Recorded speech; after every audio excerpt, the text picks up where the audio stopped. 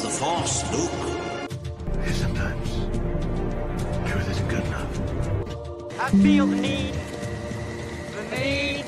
for speed. Ray, when someone asks you if you're a god, you say yes!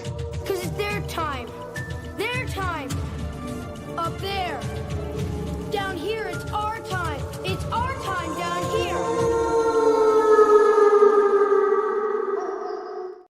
Hey Wardens, welcome back to the channel for FrostCast episode 84. That's right, this is about 4 weeks in a row that I've got the episode number correct.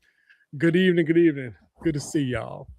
We got a lot to talk about this week. Warden Prime, right on time as always. What up, Pape? Good to see you. We're going to bring in the King. We're not going to bring in the Oracle. She's on assignment elsewhere. So it's going to take King Z running the B-hole chair and production of the show. What could possibly go wrong? I don't know. What could possibly not go forget, if you're on our socials and our brand new Instagram, you saw I'm on the backup studio because my computer wanted to blow up on Saturday. Literally blow up. Yeah. Funny story, guys. See, the King was playing a little Arc Raiders with his usual crew. He claims he was having the run of a lifetime, multiple blueprints in the backpack, Wolfpack grenades in the safe spots, and my computer caught fire and I lost all my stuff. Stop it. Yep. That's exactly what happened. Stop mocking me. It is a true statement. Dude, even your own people on the Facebook post were like, he was on a free loadie. He was on a free one. My brother didn't know. He wasn't there. He might have been. I don't know. It was a solo run topside and boom, no witnesses. I was rolling deep too. Rolling deep.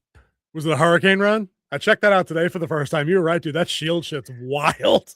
I take mine off. I take it off. Yep, I seen about 4 or 5 other people prickling blue out in the distance, and I was like, yeah. Click. Took that right off. Had to do it. Yeah, put that back in the bag, and then as soon as I get into like a area where there's no wind, pop it back on, wait for it to charge, and we're good to go. Sounds like the play. I didn't have too much time to get involved with the Arc today. I've been playing a lot about Resident Evil 9, dude. And that's not usually your speed, them types of games. This one's a good one. This one might be the best one since 4, and 4 is an all-timer for me. Like I'm having an absolute blast with it. They're doing split duty again, where you got your main character who's like an inexperienced FBI agent kind of running through the mental hospital bit, and then Grand Mac Daddy himself, Leon S. Kennedy, is back in the other role, like the hero of Resident Evils 2, 3, and 4. You know, it's good to see. It's good to have Leon back. He's just there dropping like one-liners, like an absolute fucking 80s action star. It's fantastic. Welcome to the gram, my friend. Welcome to the gram. We're getting on the gram. 5 years past the point where anybody's going to use the gram, but we're catching up. Hey, gram is the happy social media. It's true. It's the happiest I have. You don't see people fighting over or nitpicking about anything. They just go in there and have fun. They post some pictures, post some videos, sell some products. It's just how it is. It does seem to be the chillest of all the options we got there. What up, T-Rav? What's up, dude? How's it going, guys? I've always loved the voice on the title screen of the Resident Evil games. He sounds progressively more as it goes. Resident Evil 2. Yep. Dude, they stopped doing that over the last couple of them, and I'm bummed. When I fired up 9 for the first time the other day, I had my fingers crossed, and I was like, come on, do it. Say the thing. Didn't do it. I was bummed, but I know exactly.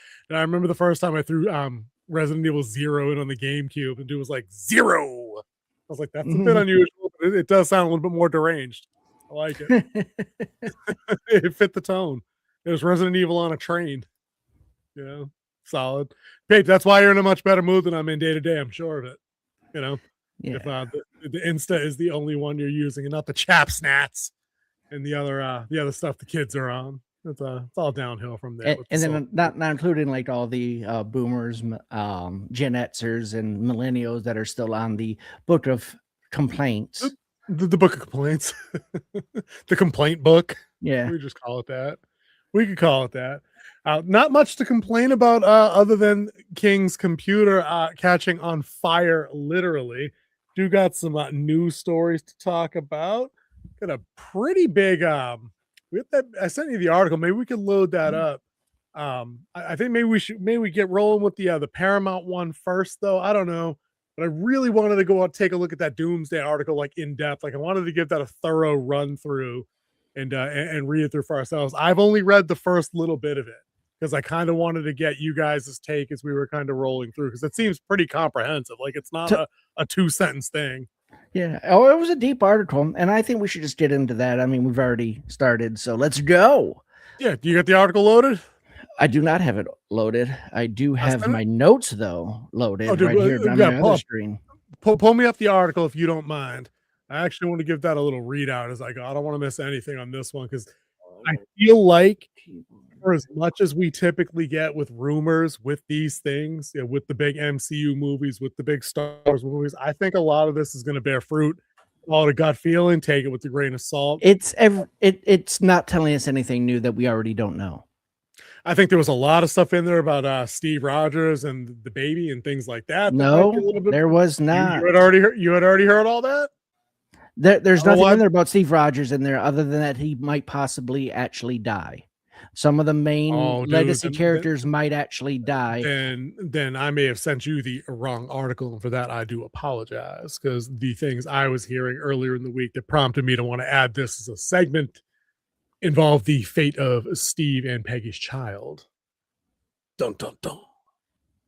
Yeah, but if we get the article, everything on here is like everything we've already talked about and covered before. But I will pull it up. I thought there was more involved there, especially in the Steve section. I thought there was a Thor section. If I grabbed the wrong one, I do apologize. Let me see.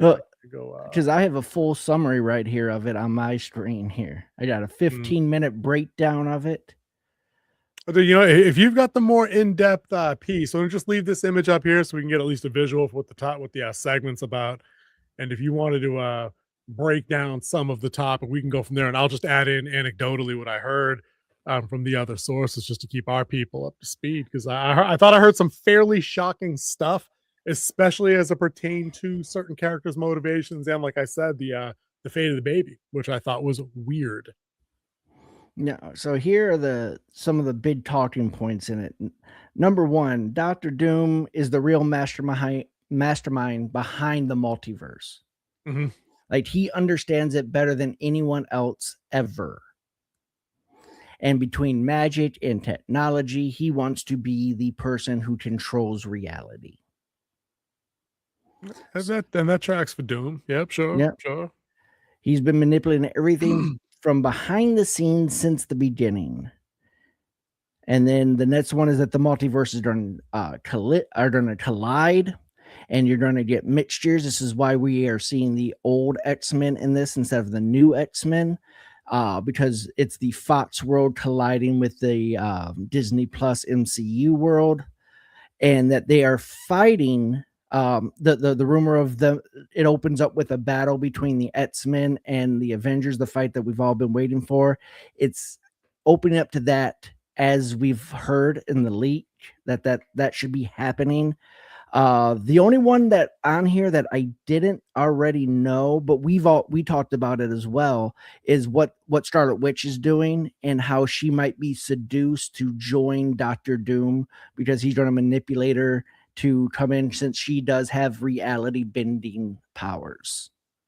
But wouldn't that have to be a non-616 Wanda then, right? Because she's dead as of Multiverse of Madness. She wasn't dead.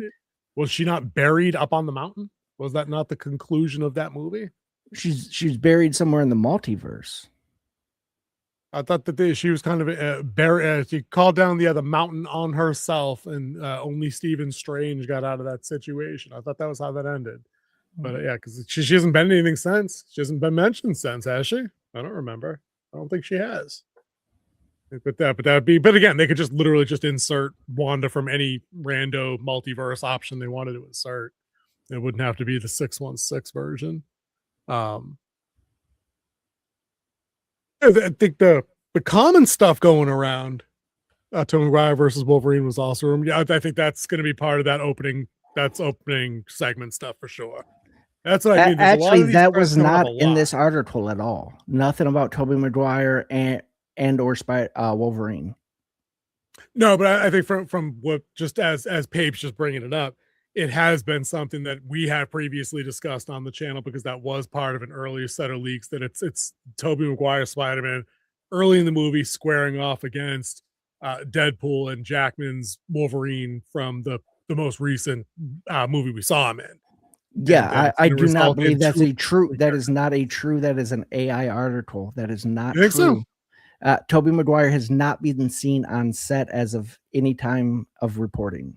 That one I thought that one sounded fairly legit, because the rumors that I was catching earlier in the week, just to expound upon some of that, was the X-Men were sent by Charles Xavier of whichever verse they're picking him from, whatever numbered universe it is, and they're doing a whole to save one. If there's two realities, to save one, you have to destroy the other kind of thing. Now, whether they were manipulated by Doom or not, it's that the X-Men have been sent by Charles, ostensibly with a device from Reed Richards, to collapse those other kind of pruning timelines like the TVA was doing.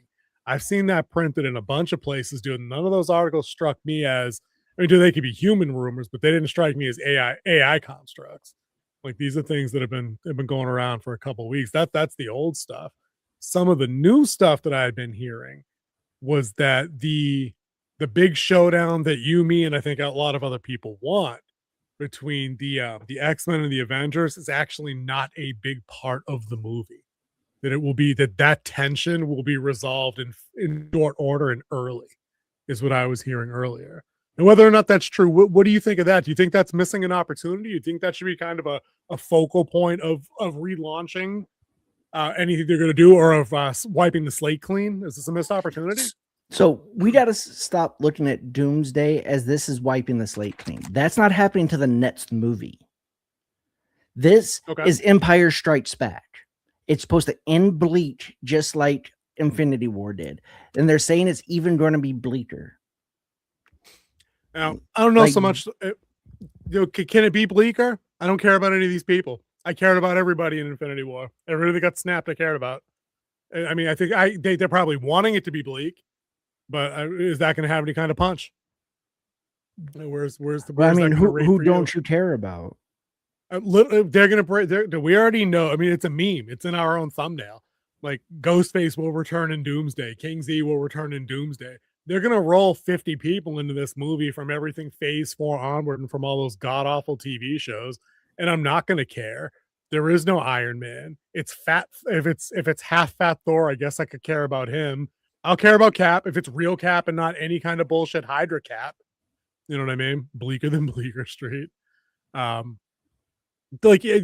limited, dude. It'll be limited for me. You know, there won't be any Black Widow. Except a multiverse return, and that kind of undercuts that. I haven't heard that they've mentioned Doctor Strange in this movie for anything. That's another one that I might care a little bit. That's my point. Where's the buildup? It's been scattered and disorganized. There's nothing cohesive to make me care. For me, anyway. That's the thing, is that they're doing this without the buildup. They're using everything that happened before as the buildup. Not the stuff that happened in Phase 4 and not in Phase 5. They're talking about everything from Phase 1 till now. That's a reach for them, and I don't know. I think we're two very different viewers of movies, my friend. Yeah, I think you're wearing your negative hat right now, not that open-minded hat I told you. Wait a minute, hold on. We'll just swap it up. I don't know. I'm with Pape on this one, and this is surprising. Usually, I think Pape comes down on your side for the Marvel stuff. This feels to me more like a Rise of Skywalker situation. I feel like we're gonna throw everything. There goes the positive hat. Once again, you're going with a wrap-up movie, and this is the middle movie. You can't be the middle movie. It's the first movie. It can't be middle. Brand New Day is the first movie. I don't think it's going to be that seamless a transition between these two things. It could be a stepping stone of sorts, but because most of the players that they're going to involve in Doomsday won't be in Brand New Day, I don't know if that maths how you want it to math. I could be wrong. I'm not saying I am. We should probably repeat that for everybody that's going to tune in later and watch the video after the fact. So, all rumor, all salt, all the time. The person who wrote this and supposedly read the leak said that this is their empire. This is their Empire Strikes Back, where all hope is lost. There is no Dark Night of the Soul in the movie. The movie is the Dark Night of the Soul. Listen, I get it. I think that's just a big hope, and they're running on hopes, dreams, and spoon engines from Hector. It's just not all. It's not all going to be there. I think that they're wildly overestimating how many guys like us are left that care about this collection of people 5 years after Endgame did its thing. You know. Travis says, unless the fourth Deadpool is between Avengers films and deals with him assembling a bunch of heroes leading Secret Wars. Now, that's an interesting take, and I think King's kind of that before a while back. You had an angle worked out like that for a Deadpool situation. If I remember it, this might have been like last December. We were talking about something like that as we were talking more about Brand New Day in particular and how that times after, how that occurring after Deadpool and Wolverine could be interesting. Pape says they should have done this with the Beyonder, not to. Dude, at this point, I defer to King and his more intimate knowledge of the villains of that brand. Like, I think that there was a lack of a buildup into Doom. Like, Doom should have been punching on the level of Thanos easily, and this just feels like you were saying, dude, it feels like a Rise of Skywalker break glass emergency to me. They're saying that Doom is more powerful than Thanos. He is the multiverse. Oh, sure. Oh, dude, which is fine, but again, like I just said, the lead up into that has been like, oh, wait a minute, the Kang thing didn't work out. It's Doom now. It's always Doom. It was always Doom. Doom's coming. And I'm like, nope.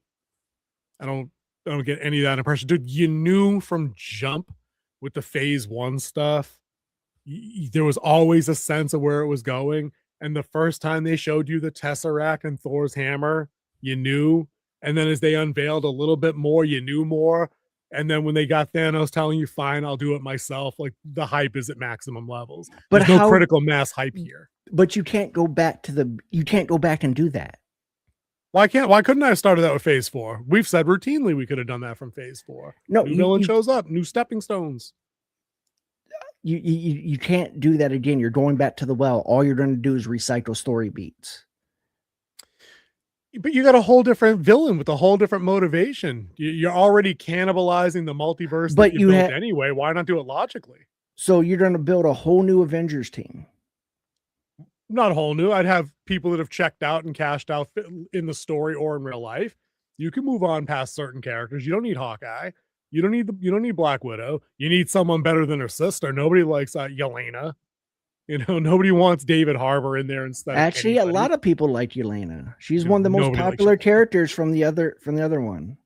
That's like polishing 3 turds and picking a favorite, dude. That doesn't count. No, it just doesn't count. You don't like Yelena. A lot of people do like Yelena. I hate the Thunderbolts. So you can't talk for everybody because she's actually one of the more popular characters. She has the most T-shirt sales out of any of the other of the Thunderbolts. Dude, listen, dude. I go to 3 or 4 cons a year. I've never seen anybody cosplay as her. I've seen a gazillion people cosplay as the Widow. That's all I'm saying.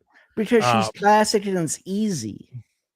Dude, Yelena is to be the same costume, but with a brunette wig instead of the red one. It's not the same costume. She doesn't wear the black leotard. She doesn't do the hero landing. She could wear the white one. We just missed a whole bunch. We had to get our guys up to speed. Hold up. Pape said Doom isn't a cosmic. This is the first one. Here we go. Here, you read that one. Let me get a drink. Read that.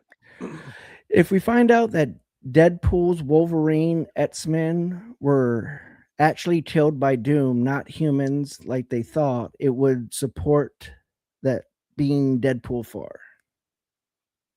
Okay. And then Doom isn't a cosmic level entity. Neither is Thanos. Or at least he wasn't when I was reading the books. He actually got cosmic powers, especially in the first Secret Wars. He absorbed the powers of the Beyonder. But he does have magic that is gifted to him from Mephisto, and he has the highest tech. He's smarter than Reed Richards. He's smarter than Charles Xavier put together. I could take that as a master. I could take that as a jump. Yeah, that wouldn't even be a big jump for me. Like if they needed to promote, even if that wasn't the case, if they needed to promote an iconic villain to be top notch, Doom would be it. And I would disagree with you. I would say Thanos. I'm agree with Pape on this one. Thanos is absolutely cosmic level. That's how he was able to assemble the gems in the first place. That wasn't something anybody could have done. So I think Thanos has a bit more punch than that. We had new commenter Sanju. Apocalypse and Phoenix should be next phase. Big bad villains. Phoenix story is great in there. Dude, Phoenix story is great in the comics, my brother. But a trust and believe. King, how many cracks have they taken at this? 3?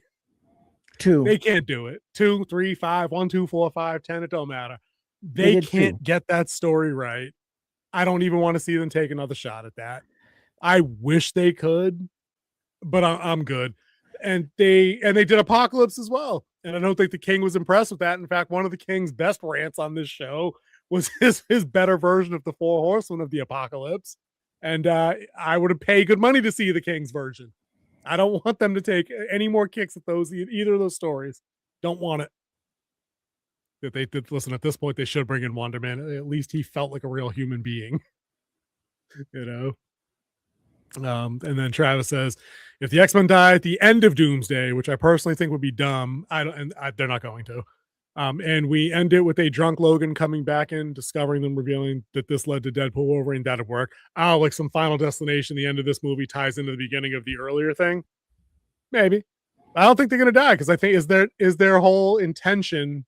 I don't know. The intention is to get new X-Men later. Not now. So maybe they if you guys remember the early version of the X-Men comics, I think it was the first 50.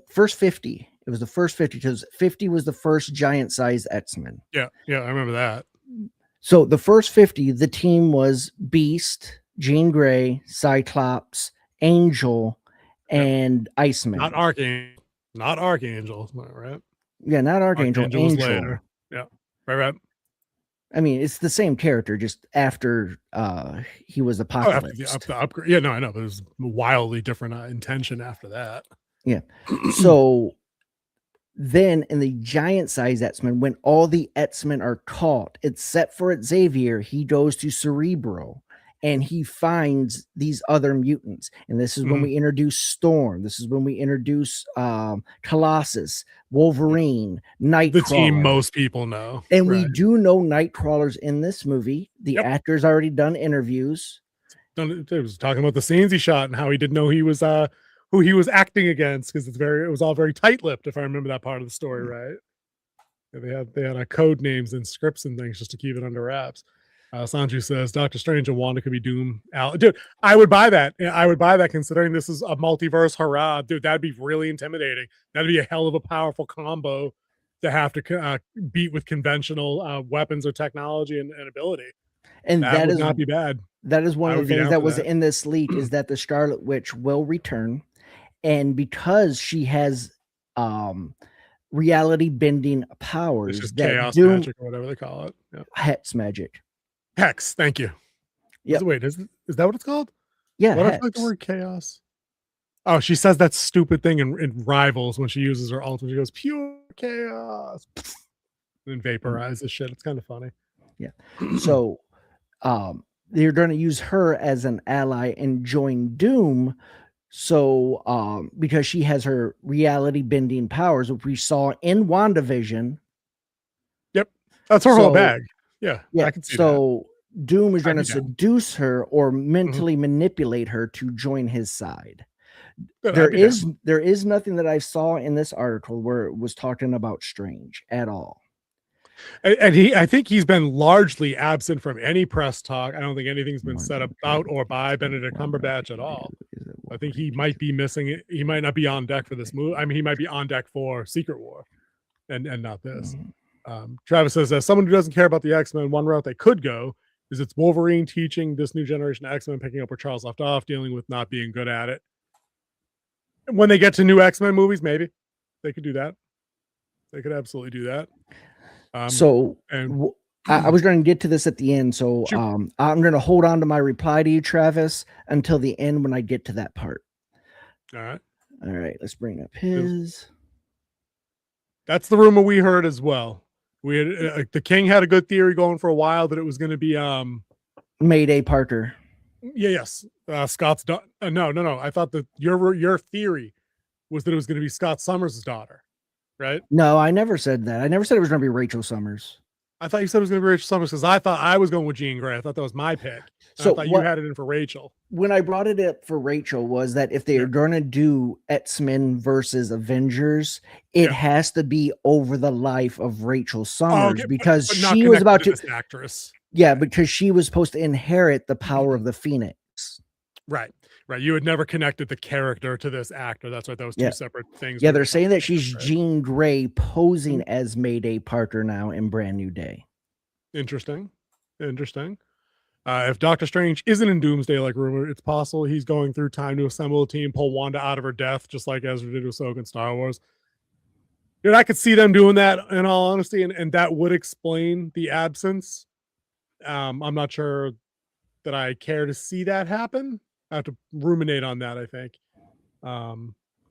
Dude, I hate comparing anything to Ahsoka at this point. Yeah. Whatever. So if every universe, all right. So the reason why they're not in this is because they're in Brand New Day. And in Brand New Day, they will have a face-off in there, which one of them is not supposed to, I won't say survive, but won't be around anymore. Yep. So that's why they're not in. Writing's on the wall for that. That we know that's happening. All right. You're getting a Hulk appearance. So one of the other things on here is that Thor is going to have a major role in this. Like he is going to be the secondary major character in this movie.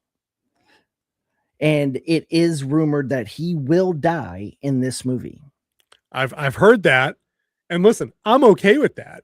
I'm definitely all right with that. My complaint, my issue, whatever you want to call it. I'm just trying to find my my notes for later. There we go.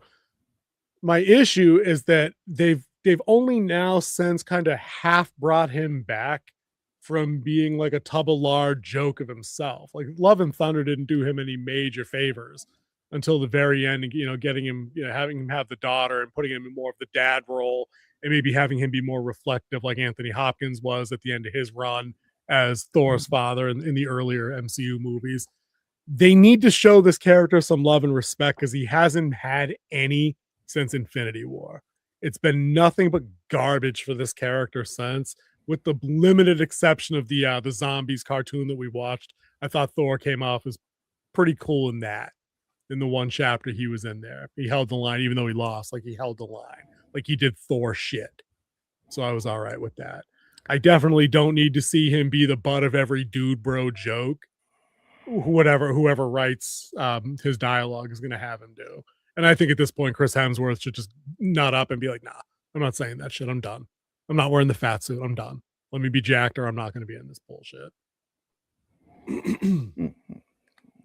So the battle between the Avengers and the X-Men will most likely be over the life of one of the universes that's about to collapse, while Doom is letting universes collapse. Like he's pulling the strings, which will probably pull Loki out of the middle of the multiverse, such as he's holding everything together.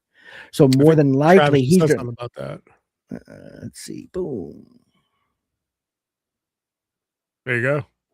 When you get to the scene of Thor holding Deadpool, I think it's Wade revealing that Loki is alive, telling Thor to go and find him before dying. Then Deadpool 4, he finally heals and keeps going.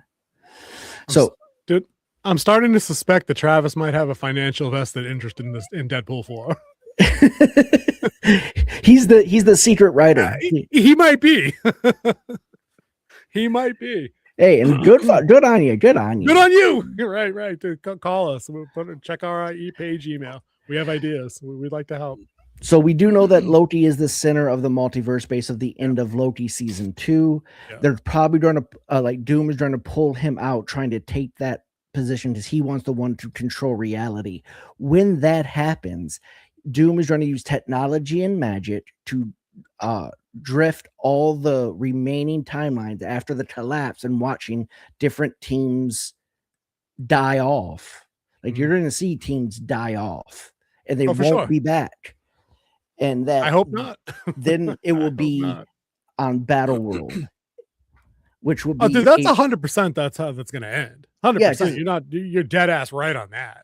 And there is nothing else until Secret War next year, December 18th next year, or whatever that Friday is. I think it's be December 19th next year is the release. That sounds date. about right.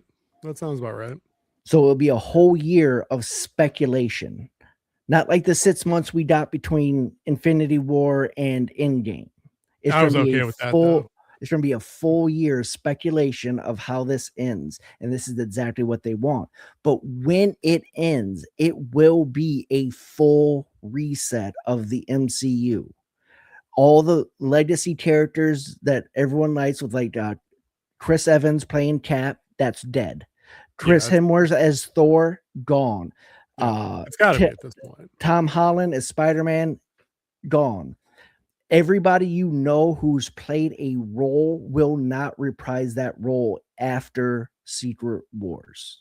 You think that even that must then also apply to Hugh? So that's it for the Wolverine. Until he's 90. The Wolverine. Until he's 90 or this next movie. Okay. Yeah. Because they're doing a full reset. And that's one of the things that they've been arguing about is like, who should they cast in this new X-Men? Because X-Men will be the first movie of the new MCU. Yeah, and that's one of the things that we've heard 100% with near 100% consistency from a bunch of places around Movieverse. Sanju says Thor said he is sticking around post Secret Wars.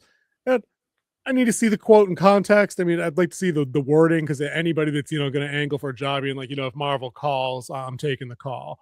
Especially because I think Chris Hemsworth is a likable guy. He's got Henry Cavill vibes to him. People seem to like working with him. It doesn't seem like he's ever embroiled in any kind of controversy or anything like that. So I think that'd be the exact kind of thing I would say.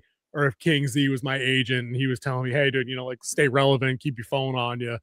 If they need you for a flashback or something, maybe they'll. I don't know, but I can imagine he wouldn't say anything except I'll be around. I don't see him never not being relevant. But look, he's Thor. You know what I mean? Can't be irrelevant as the God of Thunder. He's not the God of Hammers. He could be. Maybe he should. So his plan, Doom's plan in this is to let the universes collapse and then rebuild it under his rule.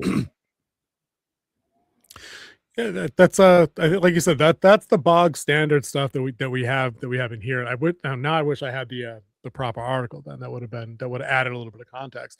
But some of the more interesting and when you use the word bleak at the very beginning of the show about the vibe that they want to set for this particular entry, as that Empire Strikes Back tone at this point of their story. The jump out part for me, I even slid it in the video description. I don't usually get too specific in the description because I want people to hang out and chat and drive conversation with us. One of the rumors that I picked up from, and I'll retroactively find you. I'll go back and watch every other video that I was on earlier, and I'll come across that article again. And if I think of it, I'll link it in our description below so people could see it. But it said at one point, Peggy and Steve Rogers' child that they've named James is kidnapped by Doom and dies. Like the baby dies, and that prompts a big decision for Cap, for the real Cap, not Anthony Mackie, the real Cap. Has to make some pivotal choices in that moment. And I'm like, dude, there's nothing bleaker than that. Like that. See, so when you're talking about setting a bleak tone, dude, there's very few ways to get my bleak blood up, and that's one of them. Threaten a kid and actually follow through. Now it's Marvel. Like they're not going to Jaws this kid. Like they're not going to Sleepy Hollow this kid. It's a Marvel movie. But like if by circumstance this baby dies off screen, and you had already had the theory you were going with Doom collecting kids of relevant people like baby Richards, first name hit me, Franklin. Yep. Some of that stuff, when I was reading this stuff about Peggy and Cap's kid, I'm like, oh, maybe there is something to that. Maybe there is something about Doom needs kids for whatever angling leverage, not like a Dark Avengers line, but if it's a motivational strong arming technique, I don't know. It could be him looking for future lieutenants because he wants it under his rule. It'd be anything. Literally anything. You need your barons, you need your earls, you need your knights. Yep. Just saying it. Or you can just literally just have those kids as your wards to compel people that have power and influence to do what you want them to. Yeah. And that's very Westeros right there. So the end is that the crisis that is started in Doomsday does not end at the end of the movie. It is still hanging there. 100%. The collapse worsens. You're going to watch universes collapse, and Doom gains even more power. Yep, that's the last 10 minutes of the movie for sure. You're gonna get a good visual of literally worlds colliding, and coming through the rubble as Battle World. 100%. I don't see how it could end any for their intent and their stated purpose. How does it end anyway but that way? So you just be letting people down at that point, especially guys like you that love that line. You love that story arc. Yeah, but this is also this isn't the 80s Secret Wars either. This is I think they said the 2013 comic run version. So it's not the one that I know like inside and out because I've read it like 100 times. That's fair point. Because like Pape said earlier, is like this isn't the one with the Beyonder. True. Oh, that's right. He did say at the top of the show. Good call. Yep. So and Pape, good point. But you see Pape right there. That's a good point. Put Pape's most recent one up there. It stopped scrolling on me. I was like, I'm waiting for new comments to come. It stopped scrolling over here. Pape's there. And, okay. Travis has one I got a couple few ones here. I think we start here. Yep. Because I had his last. Do you want me to drive comments? If yours is yours not working, I'll do it. Oh no, it's working. It wasn't like automatically scrolling because I was stuck on one. No worries. Sorry guys, we're gonna boomer the chat sometimes. That's what we do here. Real quick, I'll catch up and then you can talk about Papes because I think that's gonna tie into what you're saying. Sanju says, and correct me if I'm saying your name. If you can type it phonetically in the chat, if I'm getting it wrong, feel free. Will we see time travel again in Secret Wars like an Endgame? Hope not, because I'm out over that bullshit too. I've not seen anything where it says time travel. And Strange is missing. You know what I mean? And like that could, even though he might not have the gem of the stone in that world anymore, that should still be his thing, I think. Travis says we could reveal it's Strange while looking through all the probabilities in Infinity War, knew Doom was coming. But dude, to see I think that's actually pretty smart. I think that's a great idea. Like if they wanted to retroactively get a little bit of connective tissue in there that would place this being a potential in a world where the Kang thing didn't happen, I think that'd be a great way to do it. That's exactly that, is to connect it to somebody that could see the probabilities. And this brought you up to Pape right here. What I would say on that is that I believe that's why Strange was taken away on another mission with his third eye and he jumps into the portal, so he couldn't. Dude. That could be an agent of Doom to make sure he's not there to see all the possibilities, to see him coming. Dude, unfortunately, I'm going to put that in the category of stuff King Z thought of that's better than what they thought of. They had him leave to go do the Dormammu Part 2 thing and forgot they did that. That's actually what happened. They had him in that cutscene with Clea, played by who'd they even get for that role? Charlize Theron. Right. That was like 7 years ago, dude. They forgot they did that. Let's just be fair. Well, the Russo brothers weren't around then. True. Listen. But dude, when you go back to work and you take a new job, you take the folder that has the info continuity, baby. I create the job into my image. I don't care how other people did it. Take it down a peg, Doom. You still need the evacuation plan and the downtime drill. That's on the door. It's not a hotel, dude. Come on. The government buildings have it at the door. It's a requirement by law. I don't know. I don't work for the government. I don't know nothing about that. All right, comment to Pape directly because I think this was connecting to what you were saying about Crisis on Infinity Earth. Yes, you did definitely tie it into that. Crisis on Infinity Earth. So, or Earth Zero, as they referred to it, I think, in the Arrowverse. Is it essentially the same story? Is this like a Dark Side puts together Battle World and not Doom? Is it have that kind of similarity, or is it different enough that it's different enough? Kind of like it's collapsing into one, and you're going to get pieces from each of them. I liked how he built Battle World. And that's even in the Beyonder. That's how the Beyonder built Battle World. But in this one, it's Doom doing it. He probably going to put it in a alternate dimension with his magic that he has, where he has all the remaining timelines feed into it. And this is where you're going to get your Miles Morales. This is where you're going to get your new X-Men. This is where you're going to get your new Avengers, your new Cap. True. All right. So you're going to see all of this come together. And at the end, all of our legacy characters will die.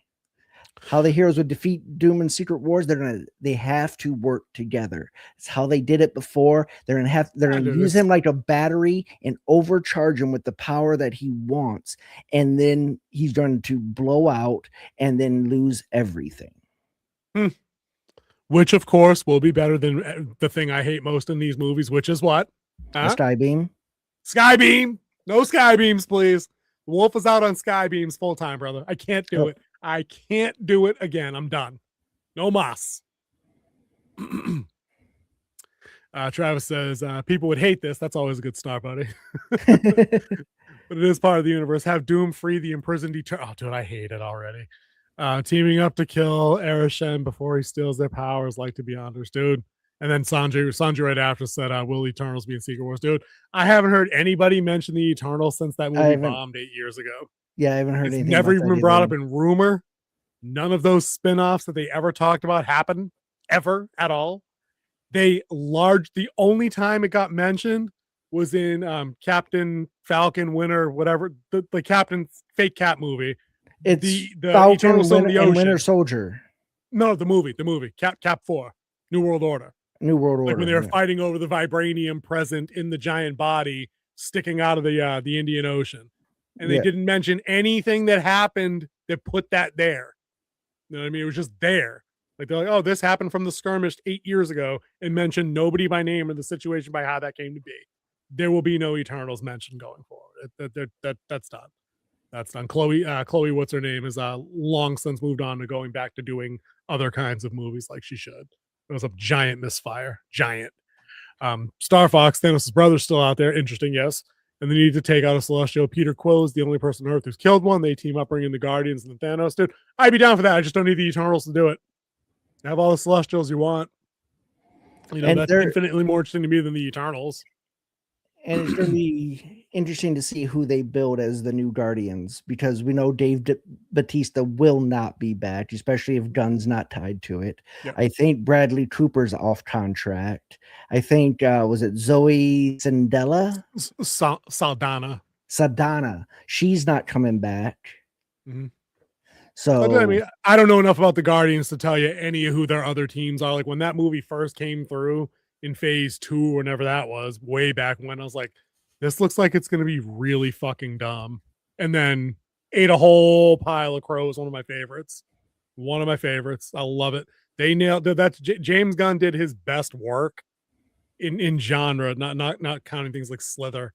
You know what I mean? Stuff like that, or Dawn of the Dead. No, he didn't do Dawn of the Dead. That was Zack Snyder, right? If I remember right. I'm waiting for the king. It looks like maybe. Oh no, he's still thinking. Who did the Dawn of the Dead remake? That was Zack Snyder, right? That wasn't Gunn. Why did I say Gunn? Because he was the cinematographer. Okay, I was like, he was involved, but yeah, okay. Yeah. Guardians was peak for him. So he endeared me to that. I couldn't tell you who else was on that team, who came and went. I don't know. So maybe. Travis says Doomsday ends with Franklin awakening the Celestial, which destroys 616, ending the incursion to save his Earth. That'd be a really bleak ending, because I think the whole point they want is probably for the 616 to come out on top. You'd think they'd want to have their world be the last one. The one Disney created be the last one. If they're collapsing the entire multiverse, with the story that I remember on this, I believe it'll be Earth 1 will be the final. Because it would. I mean, just the nomenclature alone makes it sound neater. You know what I mean? That all these other rando numbers, the 8 millions, the 616, the one from Zombies, it all just gets kind of like Mortal Kombat did this with their timeline in the last game, which is boom, MK1, Earth 1. It's just starting over. You know what I mean? It's like I could vibe with that. Pape says the Guardians could be skipped for now. They really are a cosmic team, not Earth-centric. If we're collapsing multiverses, though, there could be a place for them on the way out, and then they just don't get rebooted. That's true. Something like that. Because you're right. That was always the fun part about the Guardians. And what I think Marvel missed out on most when they let Gunn go in the first place is I think people were then primed to want more of those things that weren't happening on Earth, that were happening out there where shit could get really weird and kind of tropey, jokey fun, and just do that whole thing. Yeah, going back to nowhere. Saying Like that was the interesting locations you can get would have been a lot of fun. Travis says Nova's still out there and it's probably pissed that his plan is destroyed. Probably if he catches wind of Thanos' brothers, daughters, Peter Quill, he's probably going to come back revenge. They could stick that story in a pocket, but again, if this is a slate cleaning coming up in a movie, you'd have to either intentionally build towards that or just let it go. They're probably not going to spend 2 or 3 movies putting the groundwork down to get to that story, in a relaunch. All right, King, you do this one. I gotta top it off. You end it with Franklin restoring Peter Quill's celestial powers and Light Ego. That's the living planet. Peter rebuilds the Earth around himself. Resetting 616 won't happen, but it is a reach beyond what they're. Yeah, I believe Battle World will become Earth 1 from Secret Wars. Frank, because we got to remember, and I have my theory of what I want to happen with the new X-Men movies. I've talked about it. I want the Onslaught. I want Onslaught. You do. I want Onslaught. But if you remember the Onslaught timeline and that story, it was Franklin who saved the heroes and put them in a pocket universe that he kept in a ball and then released them in the Heroes Reborn timeline. So that could be a thing that they use here to save everybody. But dude, if they do that, doesn't that betray the complete and total reboot slate clean? Like if you get what you want and you get that arc. I didn't say he saved the heroes from 616. I said he saved the heroes. Interesting. So that means you'd have to, for your next movie for Secret Wars, then you'd have to have everybody you want to have in their rebooted roles on deck and on hand already to be saved, to be released. Or do you just come out with movie 1 and start with a new Franklin Richards, unleashing them from whatever he had kept them protected, and that's just how you start your next franchise? Yeah. Which of those makes more sense? I guess either one, really. Yeah. I mean, actually, that could be the very end of Secret Wars is him releasing it, but you don't get to see them. Okay, that's probably the easier thing because there's no shot they have all those guys lined up, all those guys and girls, new characters and whatnot. You had a couple of like classic silhouettes, some Wolverine hair. You know what I mean? So you know exactly what's coming out of, like, they'll just call it the Pokeball. That could be cool. Travis says, I won't give away my Doom theory. I guess that's not what we do here anymore. But I'm honestly surprised nobody said it. It still won't happen, but it's such an obvious thing they could do that would explain why he looks like who he does. Oh, I think I would be surprised if that's not addressed directly in this movie. I think you're going to get that. I mean, there's enough theories of it out there. And I think the one where it's like Tony Stark is the adopted Victor Von Doom in 616. Interesting. Because they talked about like how he looked surprised when he said he's going to the hospital because my first son's going to be born. And it was the date is wrong for Tony's birthday. That's why Tony looked so surprised when he said it, because he's like, this isn't my birthday. What do you mean your first son? And that kind of leads into that he was actually adopted as a small child after. And we all do know that Victor Von Doom's mother was killed and he was trying to get her back. And that's how he made the deal with Mephisto to get the black art powers. And then Mephisto stabbed in the back like Mephisto does, as one does. As you do. Yep. Then he actually turned into kind of an anti-hero for a while for his people, fighting off the forces of Mephisto. But then he wanted more power and wanted to see what he could do, which absolute power corrupts absolutely. So it's classic. It's Shakespearean. I love it. I do it. I just hope they don't waste the character. I whatever version of Doom, whatever the reason is, if it's alternate Tony Stark or not, I don't care. I just don't want them to waste an A-list villain in a period of Marvel movies that I think is on fairly shaky ground. I mean, there's a lot of strong. Ken, you'll appreciate this. You're a former COD Warzone kind of guy. You know, our guys in our chat don't game as much as we game for the most part, but I see some correlations here. I think that when you're riding high for so long, you think you can just absorb any bit of fan apathy or people checking out and it won't matter, and that you just continue business as usual until, oh my God, my player count is less than 10,000 and look at us, our game flopped. And then all of a sudden you've now wasted like a killer idea during a time frame. It's like, it's the worst Catch 22. It's what we're always saying about Star Wars. It's Doom is a great villain. Do you use him now to right the ship, or do you put him back in your pocket and do Doom in like 5 or 10 years if you've managed the recovery? But how do you manage the recovery if you don't pull out some big guns? It's like, it's rocking a hard place. I almost honestly feel kind of bad for them, to be honest, like just talking about the situation they're in. Like, how do you get things back on track? We're always saying you need 3 bangers in a row. But what if I'm not going because you haven't had bangers already and now you've used Doom? Because you know what I mean? Word of mouth will draw people back. That's true. That's true. I mean, if the voice of people like Slay, us who have bigger channels and more viewers, we appreciate every one of you and we wouldn't trade you for the world. But indeed, with the ones who actually have bigger influence, I should say that, bigger influence circle than we do, they're going to get people to go if they enjoy it. And it doesn't matter. So it might not have a great opening weekend, which a lot of movies are measured by their opening weekend. We're looking at you. Good luck, have fun, don't die.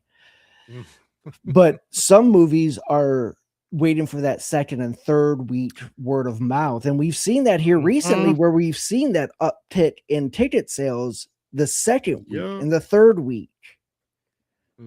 It's rare. The upward trajectory timeline arc is rare.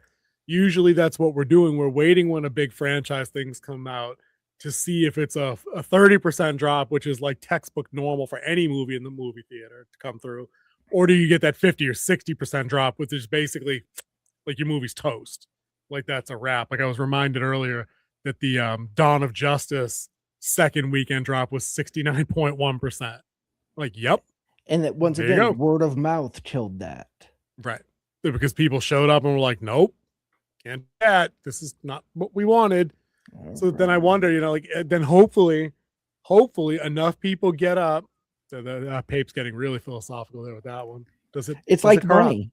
Money doesn't make you a new person. Money just makes you more of what you already are. True that. I would say you guys are right. Yeah, it'll be interesting to see then how it legs out. It's probably I think you're right, man. It'll probably have a banger opening. Why wouldn't it? And then does it get the 80% drop? Do they do stupid things with their 700 cameos that people don't care about? Everybody except She-Hulk. She ain't come back. Nothing makes me happier. She could be back with a whole new person. Oh yeah, but it ain't that version and that chick. Oh yeah, all that matters to me. She's toast. She's out. Yeah, I guess that'll be a big wait and see. Travis says, glad you brought up the Mephisto story. If they did Strange 3 and it's Doctor Strange and Doom after Doomsday going to hell to retrieve souls of the fallen heroes, you know, that would work if they had like that. If they had that darker label that we keep hearing they're going to stick like Midnight Suns in, I would be 100% a rated R movie that does that. I'm down. Sign me up. Where Strange is supposed to land is in the Darker Suns franchise.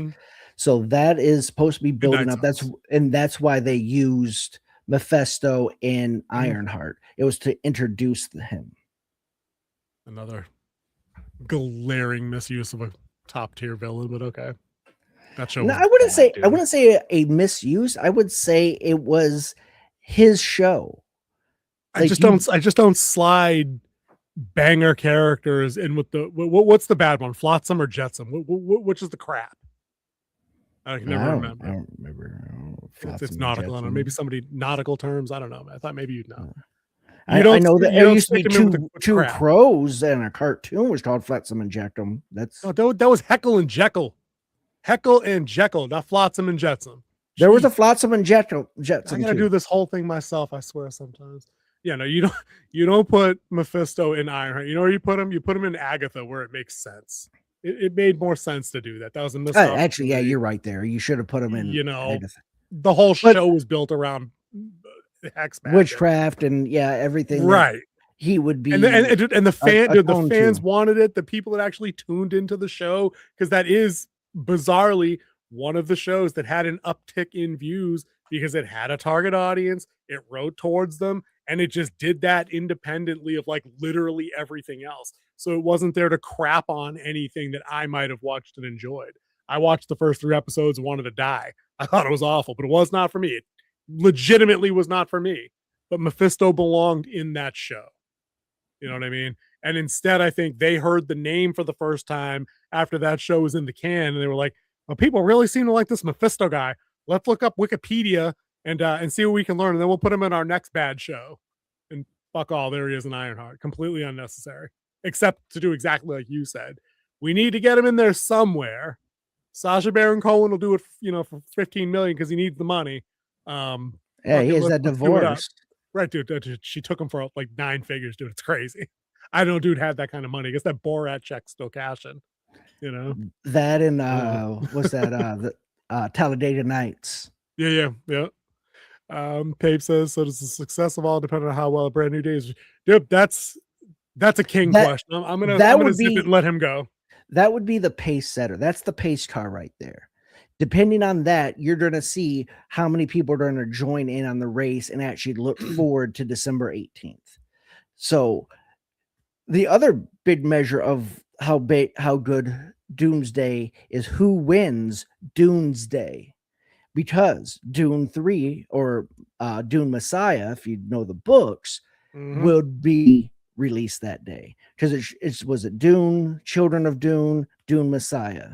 This is those 3 books, and they've already done the first. Well, the first one is just Dune, so technically it should be the Children of Dune, because part 1 and part 2 is Dune. Right. They split it, so the next one should be Children of Dune, but not Dune Messiah. I don't know if I mentioned this to you the other day, but Dune has actually claimed the premium format spot for that weekend. So they got the IMAX. Yes, they did. You probably won't be catching on the first week or two of Doomsday coming out. You probably won't be catching that in a premium format in most places. Well, I meant to tell you that the other day.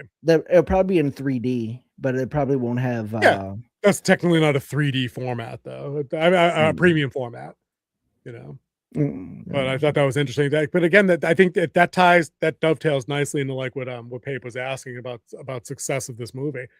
Like, that's a pretty bad mark of no confidence if you're going to take Dune, which I think has a much lower, much smaller built-in fan base, despite recent success of the 2 movies that we've had. Like, Doomsday, in theory, should be as bankable as every other Avengers movie ever made. It should be an easy, $1.8 billion, $2 billion? I don't know. It should be up there. And they're literally telling you that we're going to go with Dune 3 in our premium formats for the first 2 weeks. That's not conjecture. That's out there. You can check that. Like, that's statements made by premium theater chains that have already made that commitment. So, and then just on the Brand New Day thing, the Spider-Man movies always do well. Yeah, the Spider-Man is without. There would be no Marvel without Spider-Man. So Spider-Man will always do well. So is Brand New Day even a legitimate barometer of what their future success is going to look like? Because it's effing Spider-Man, and even if they don't have all 3 of them in it, and I don't think they're going to. I don't even think that's been a rumor, really. That Maguire and Garfield are going to make appearances again. I don't think that's been a thing that's been said. I believe Garfield said he is out, that he is not in this at all. He's come out and said, no, they haven't even called me. Right. So the Maguire being in there is possible, since, again, that's been a long-standing now rumor that he's all up in Doomsday in some capacity. That would make sense then that he be in it, but still, it's Spider-Man. It's like Deadpool. They usually bank. So I don't think we won't be able to tell until their own first standalone movie happens. And there isn't another one. Like, there are no more standalones. There's this and Secret Wars, and that's it.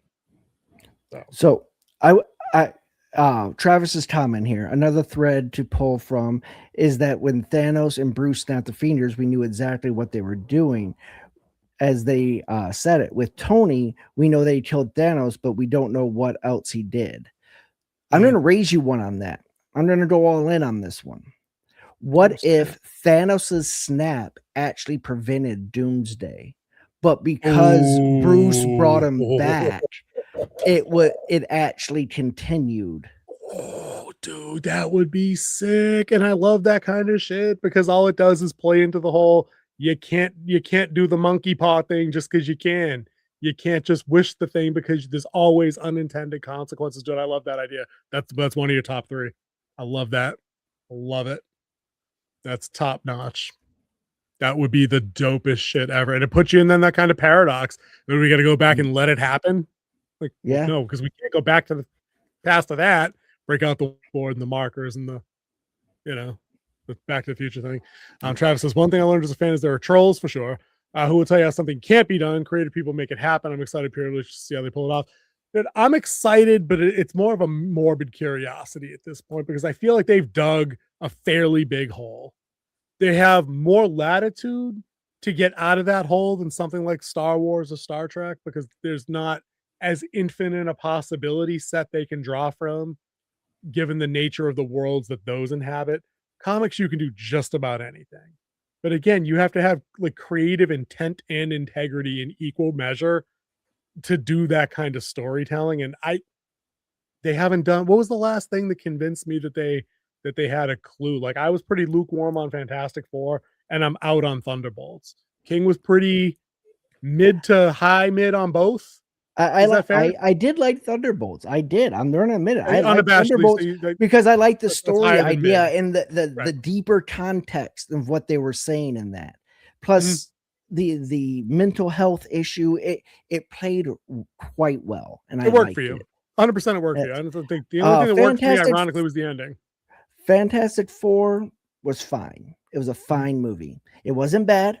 It wasn't what you've come to expect with a Marvel movie during their decline. So it made it, that just rose it up a little bit. But I mean, when the bar's set at your feet, it's kind of hard to trip over it. So unless you stand on it and it rolls. Yeah. And then it's a Looney Tunes, then you got some trouble. So Pape, on the who will blink, neither. It will be that way. It will be them two showing off because both of them have big cojones and Disney needs a big win. So they're not going to blink and be the one that looks like they're going to fade away, even though they have a time slot 2 weeks before that is an unknown Disney movie. Thank you. I was just going to say that. I said it's not blinking if you move it up. They absolutely cannot punt into 27. No, it cannot go in 27 because that would ruin your whole 1 year thing. Right.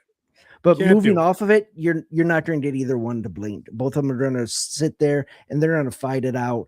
A very friendly, as you saw with Chalamet and Robert Downey Jr., who dubbed it Doomsday when we've already said it on here like 300 times. Yeah. We should be getting a quarter every time one of those asshats says that. I think this is just me. I think it's more of a, if you move it up, you capitalize on hype a little bit more. You can even play that up in the social media bullshit. It'll be fake as hell, but you could do it.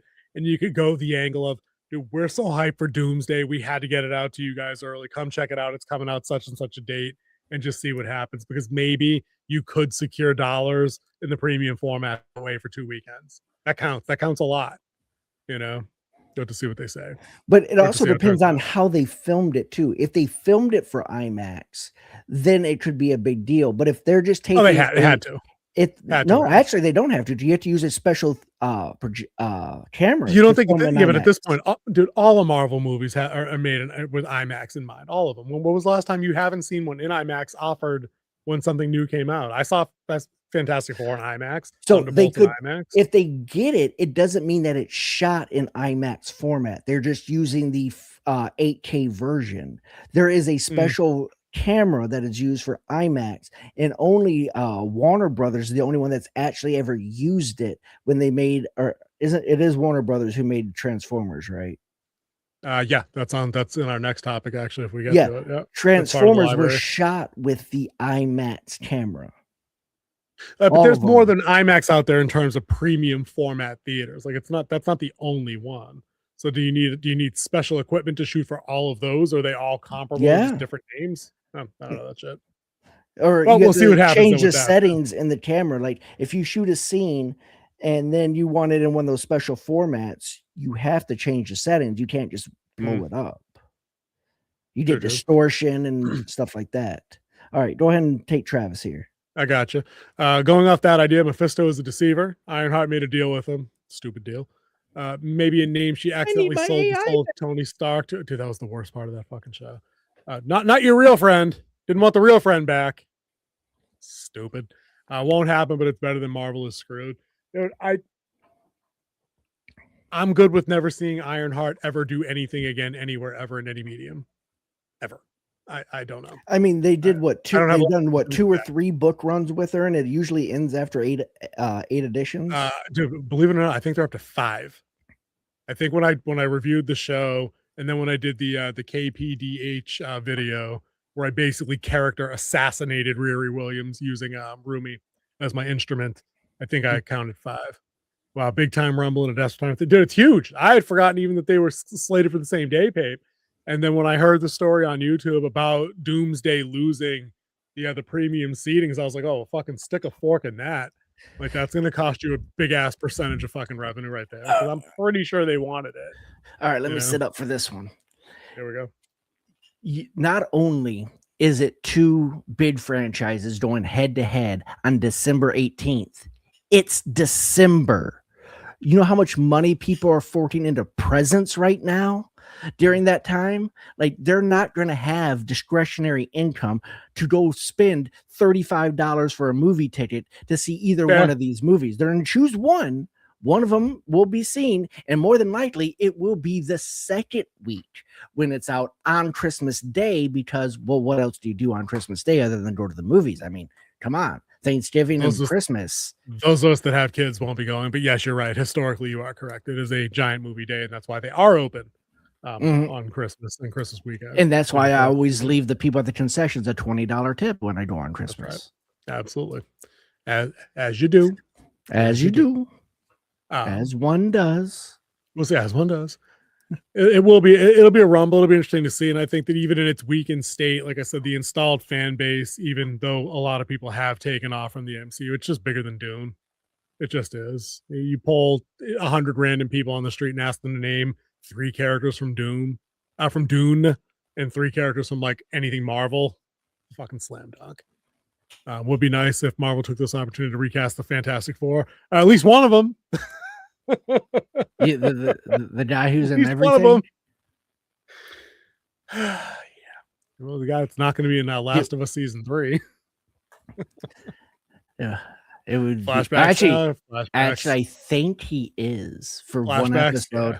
No, not flashbacks, but remember, it's from Abby's point of view, so it's going to go from the point where she kills him, and then when they leave. Yeah.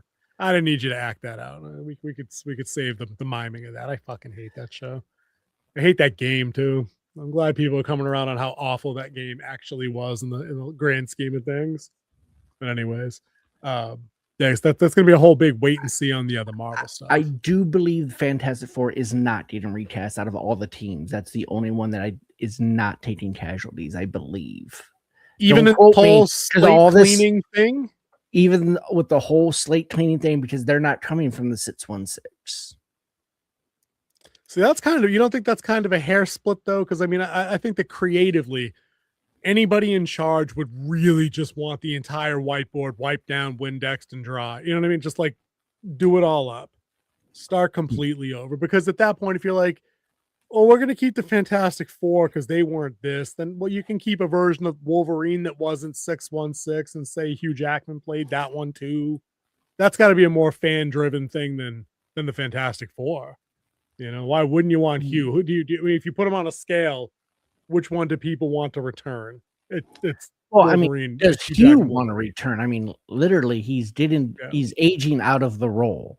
Because the one thing is Wolverine, shredded, he's still shredded. Yes. But Wolverine doesn't age. True. But CG is the thing. Yeah, and that tech is getting better. for the de-aging stuff. You know this. We've talked about this. Yeah, Dude, but it's not getting at that better. level yet. Dude, we're not talking about Do you de-aging him down want to Tarkin? 2000. We're Do talking you about, want Tarkin face Wolverine? no, but dude, but that's a completely redrawn dude over another dude that stood there. They it was the really only dude just playing need a to dude disguised as disguise another dude. Dude, I know.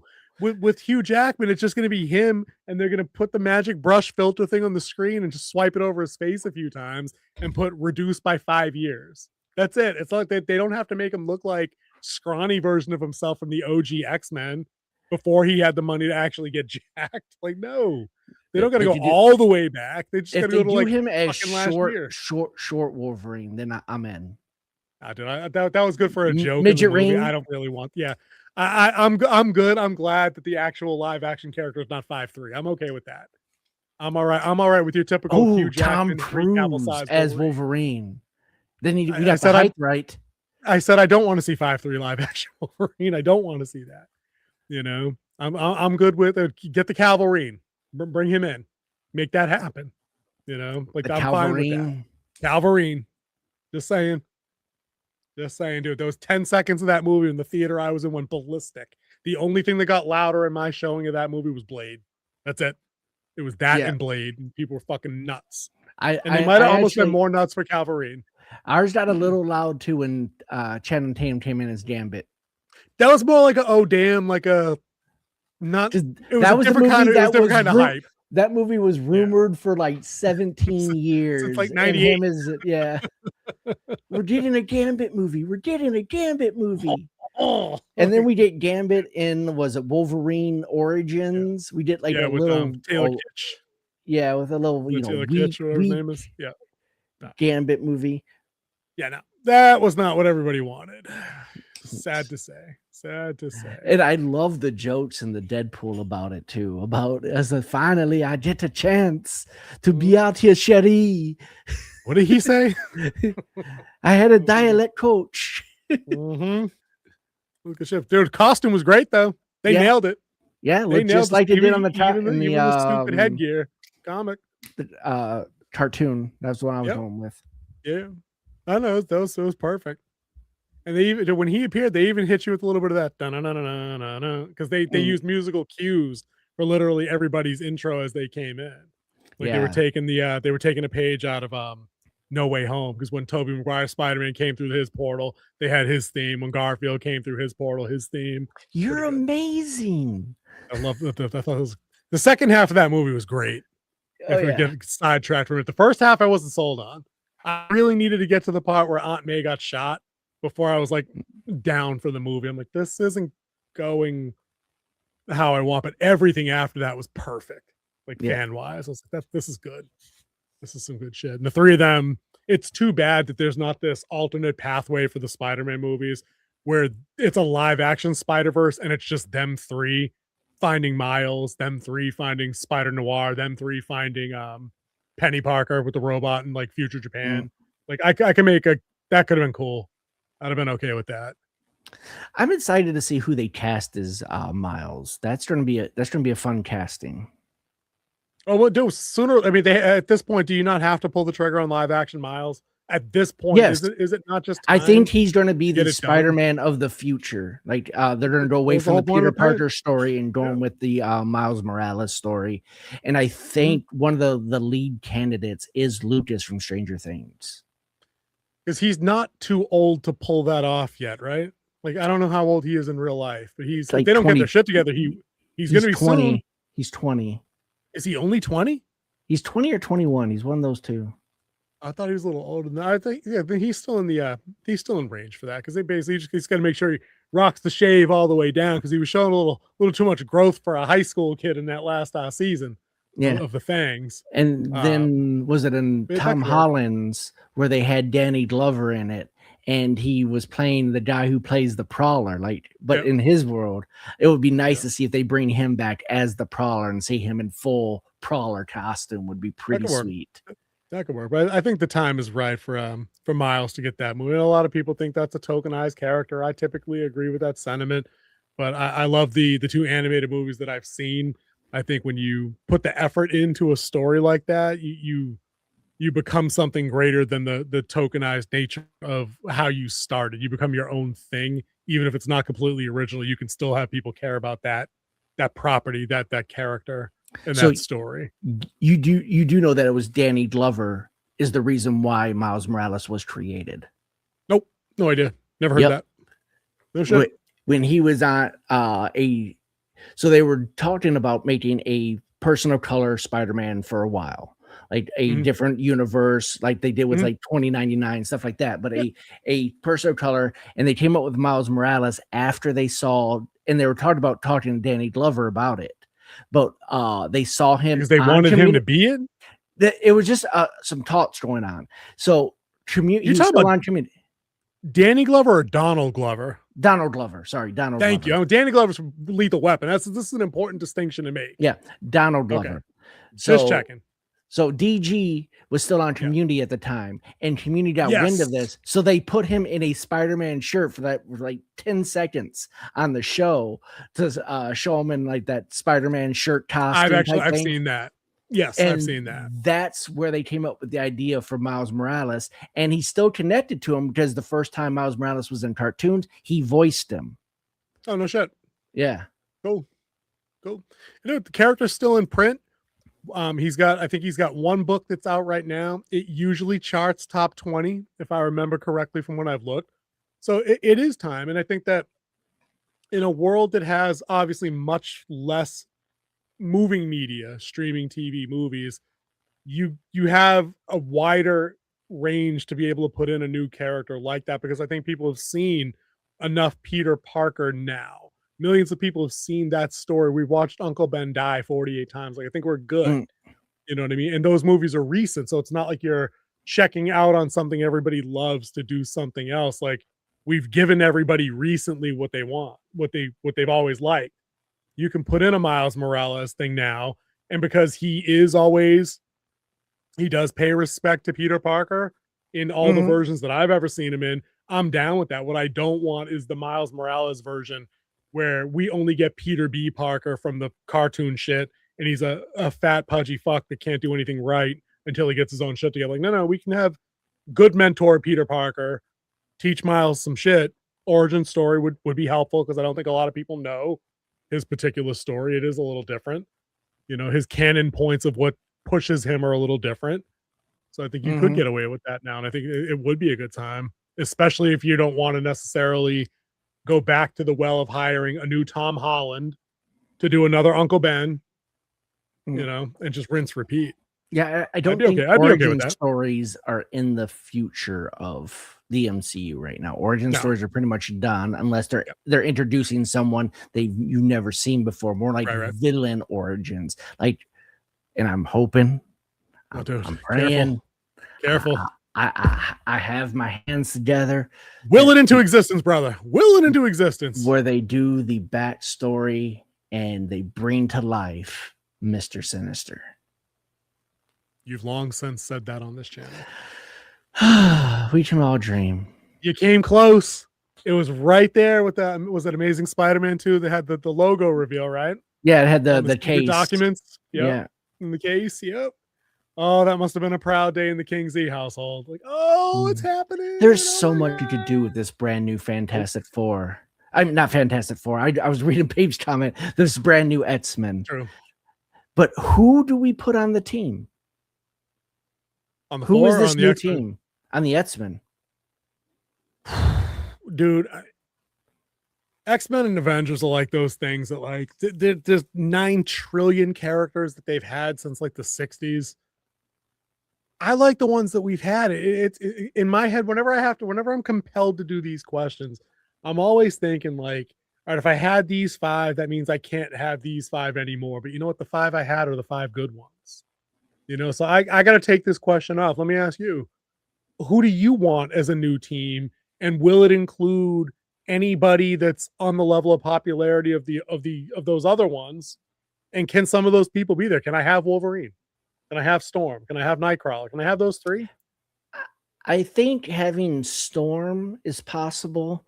I think we do need a new Nightcrawler because I forget the name of the guy. He's on Traitors, who plays Nightcrawler in the current version, the FOTS version of X-Men. I'm not even talking about getting the same actors back. I just mean the characters. You know what I mean? Like, yeah, I was getting into that. Okay. I was getting into that. Cool. I think Storm would be good one. because Storm was the leader. So if you want to get away from Cyclops, you could have Storm as the leader of the team. I'd be with that. And she was kind of the leader in the live action along with Cyclops. They were like the two senior teachers in the school. That works. You could have Jean in the background, and I think this is going into more modern X-Men, is having Emma Frost as the leader of the Xavier School. Wildly popular right now because of Rivals. Wildly popular character. I think that would. Oh yeah, thank you, and Andy Cumming. Yeah. Not playing Emma Frost. Everybody listening later. I'm playing Nightcrawler. He's playing Nightcrawler. He's from the anybody Fox named version. Alan playing Emma Frost. To be very clear, but having Emma Sydney Frost Sweeney is Emma Frost. Be the leader of the Xavier School of. I could see that. And then they can do the whole Xavier losing his powers, and that they have to find him and bring him back so he can find himself again in his own mind. Then that could lead to Onslaught. You're not getting the slot. I'm getting Onslaught. I'm telling you. We are the kingmakers here. It's true. And with the power of our den, with all of our wardens, we will write, we will tweet, we will will this into existence that we want Onslaught. Dude, we could do that. We could put it in all of our branding and social media posts. We could at MCU #Onslaught. Just one word. That's it. Onslaught. We could do that. I'll put that on all the metadata going forward. Pape has some banger selections right here, though. I could see this being a fully functional setup team. Kitty Pryde, Iceman, Colossus, Beast, Nightcrawler. I want Storm in there. Yeah, 6. There's got to be. I need those 3, and then whoever else you guys want to pick. So really, they used Kitty Pryde before, and that was in Days of Future Past, where they had then Emma Page, who's now, was it Justin Bieber wannabe Page? I don't care. Kirsten Stewart. I don't care what their name is now. I really don't. Yeah. No. But how big was her? I don't even remember how big her role was in that movie. She did all the timeline jumping, but that wasn't a lot, was it? In the movie, did that not just do a couple of things in the beginning and then fuck off? No, she's the one who held. She's the one who held Wolverine in the past. Dude, it's been. I mean, when did that? How old is that movie now? 10 years, 15 years? I don't remember.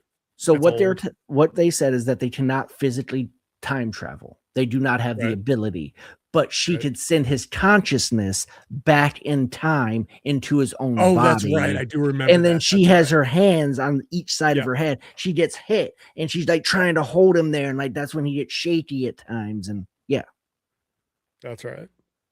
The Shadow Cat. Yep. I can see that. I was also thinking Thunderbird. Yeah, Thunderbird. He died. He actually died in one of the comments. I think that was back in the early 90s that he died. Was Havoc ever technically on the X-Men? Yes, I could see it. That's Cyclops' brother, right, or half brother. Something like that. And they used him in New Class. First Class? He was in that? Yeah, First Class, yeah. Oh, that's right. He destroyed the things that he blasted the thing on the test range. That's right. And dude, you know what? He had Banshee limited as well. Limited role, though. That was a limited role in that movie. Dude, I think the kid that played Banshee in that movie was just Dracula. Now that I put their faces together next to each other in my mind. That's weird. Yeah. But anyway, Havoc would be a good pick. Yeah. But I like Archangel. So Archangel's the next one would be solid. So you have, I would say, Colossus, Storm, whichever one is, she's Jean or Rachel, whichever she is. Emma Frost is the leader, and then more than likely, because she is popular, Jubilee. Is Jubilee popular right now? Not now, but she was. Oh yeah, I'm saying back. I mean, she was in the 90s. She's in the 97 commercial. She was in the 97 show for sure. Yeah. Super Oh, popular back then. and I don't Rogue. know how she's doing now. Oh, do you need Rogue? 100% you need Rogue. Rogue and Emma Ross would probably be my two picks for maybe rival. Like they could be the senior level kids at the school, and then maybe you still get Storm as the instructor. But you need some masculinity in there. So you need like Colossus as like a legit role, not as like background noise who just like runs through doors when like the mansion gets attacked. Kind of like that would need to be you need to get like your buddy Alan Richardson or whatever his name is to be Colossus if he's not playing Batman. And let him be like, you can do both. Get Cavill up in this bitch. Just saying. Yeah, so that Thunderbird that was in the New Mutants was the son of the original Thunderbird. The original Thunderbird went down with the Black Hawk when they were trying to stop Magneto Blackbird. from launching nuclear weapons on, I believe, Russia at the time. He mentions Magic too, though. Magic is wildly popular in the Rivals game right now. Wildly. So that'd be another. But there's, like you said, there's so many you can pull from. You can have Gambit. You can have, you can bring Cable in. You can bring Bishop in. Yeah, Cable and Bishop would be dope. Nope, I could get behind that. Mimic. It's good. Dude, they have that's the thing that they have options. I think the trick is to just pick likable or people to come across as likable. They don't need to be known stars. And I think they need to. We had somebody commenting in here earlier. I can't remember his name. I think it was Sanju, who mentioned wanting to see the Apocalypse and the Dark Phoenix storylines. And I'm like, nope, do something else. Like I did in my lifetime. I never want to see them do the Infinity Gauntlet thing again. I'm good. How you did it was fine. That's it. Like we don't need to reload that. I do know how they could do it, but I don't want them to because there is a comic that way. Yep. And I don't want anybody else to know that. So don't want anybody, because the 90s version is the one, you know.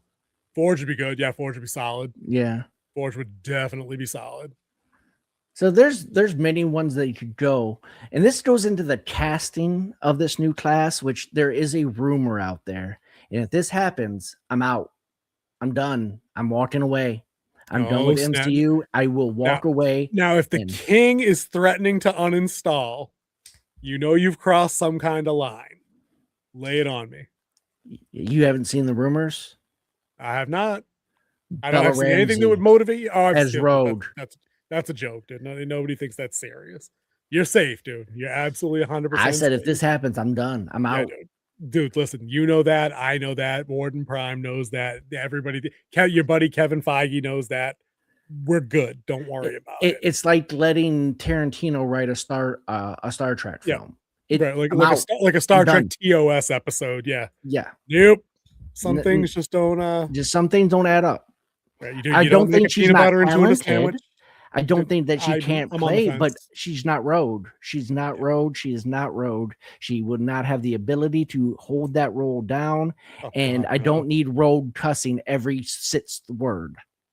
And not for nothing, Rogue, like being attractive is inherently part of the Rogue character, and she is not. I'm sorry. That's just how that is. She doesn't have any part of the look about her at all. I mean, she didn't have the look of Ellie either, but here we are. Here we are. Yeah, no, that was a meme.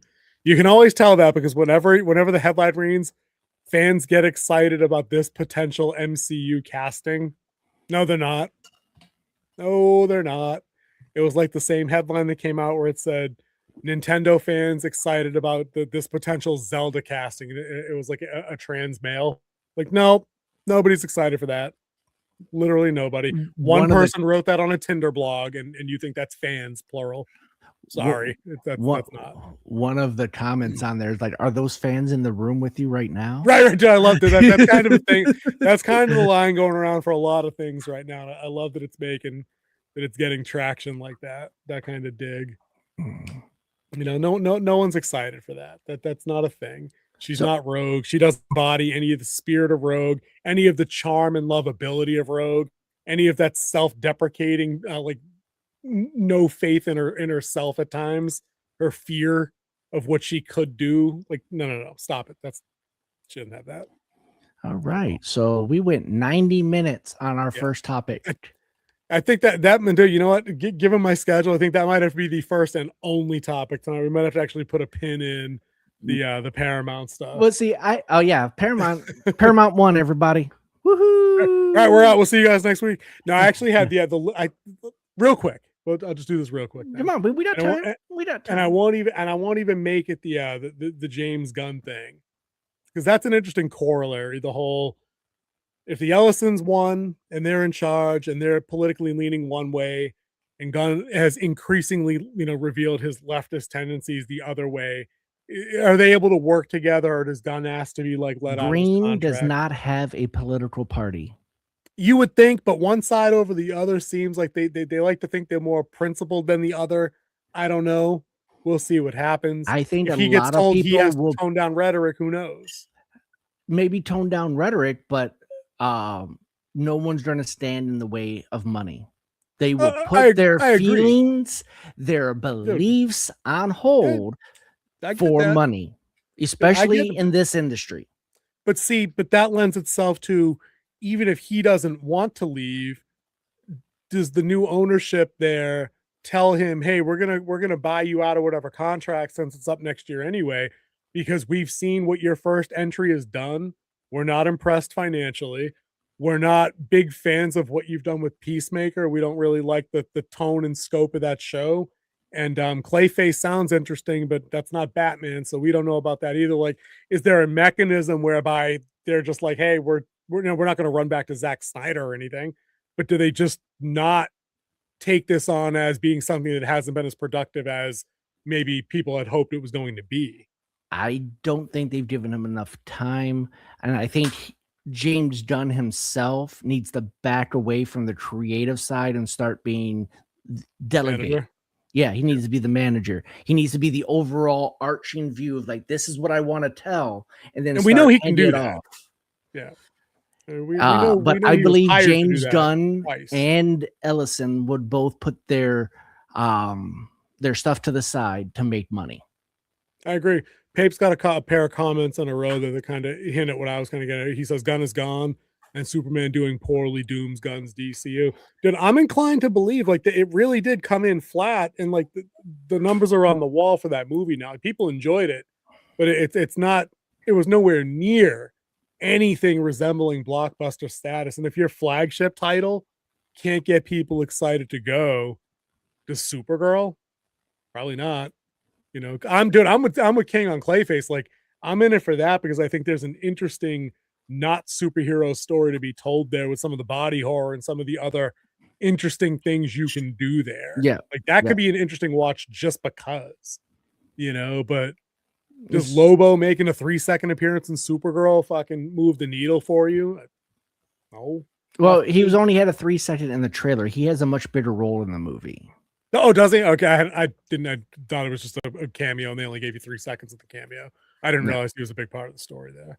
Yeah, I have been trying to find Woman of Tomorrow at my local comic book store, but it's never in stock. The trade. I wanted to read the story just to see, because that is the more hard-boiled version of Kara that does have the drinking problem and some other shit going on. Like, that's nothing they made up for this movie. Like, I guess it's one of the better runs that she's had. I've been looking. It made her real and not just Superman's cousin. Right. Like, it actually lent her some humanity and some depth. I'm like, okay, I'll take your word for it. I'll buy a $20 book to see that. Pape's on board. Yeah, would love to see Clayface, or even Sergeant Rock. Yep, they were talking about that, but I don't think they pulled the trigger on that. I'm not sure that's an actual happening thing. But all the gun stuff aside, dude, what I wanted to just get your take on, or just put on your radar. There's a lot more they acquire by getting Warner Brothers than I think people recognize. Right now, we all know, and I'm like, full disclosure, I have it on the phone just so I don't forget anything here. We all know they have DC, Harry Potter, Fantastic Beasts, Lord of the Rings, and the Hobbit, Dune, and the Matrix. Those are the big ones. Mm-hmm. That's all the movie stuff. That's big stuff. Don't get me wrong. But to listen to some of this stuff that I think people forget about, because when we watched them recently, we watched them through HBO Max. And I think somewhere in translation that gets lost, that's part of Warner Brothers. People, I think, still think Brothers is just movie brands only. Right? Yeah. Like, remember the big thing at the beginning Like when you sit down, you get the logo on the screen. The horror franchises owned by WB, the Conjuring universe, It, Nightmare on Elm Street, Final Destination, Friday the 13th, and The Lost Boys. That's huge. That's a huge collection. That's dominant horror right there. Old stuff, new stuff, and everything in between. Look at this. For sci-fi and action, here's some bangers that this deal includes.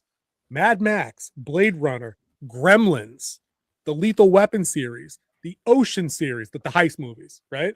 The Sherlock Holmes IP, The Hangover. I don't know why The Hangover's in sci-fi and action, whatever. So just to stop you real quick there, Gremlins 3 has started filming as of this month, and Sherlock Holmes 3 is also on its way with RDJ. With RDJ and Jude Law? Yeah. Oh, it's about fucking time. Because I felt for the longest time I was the only person on the planet that liked that second movie.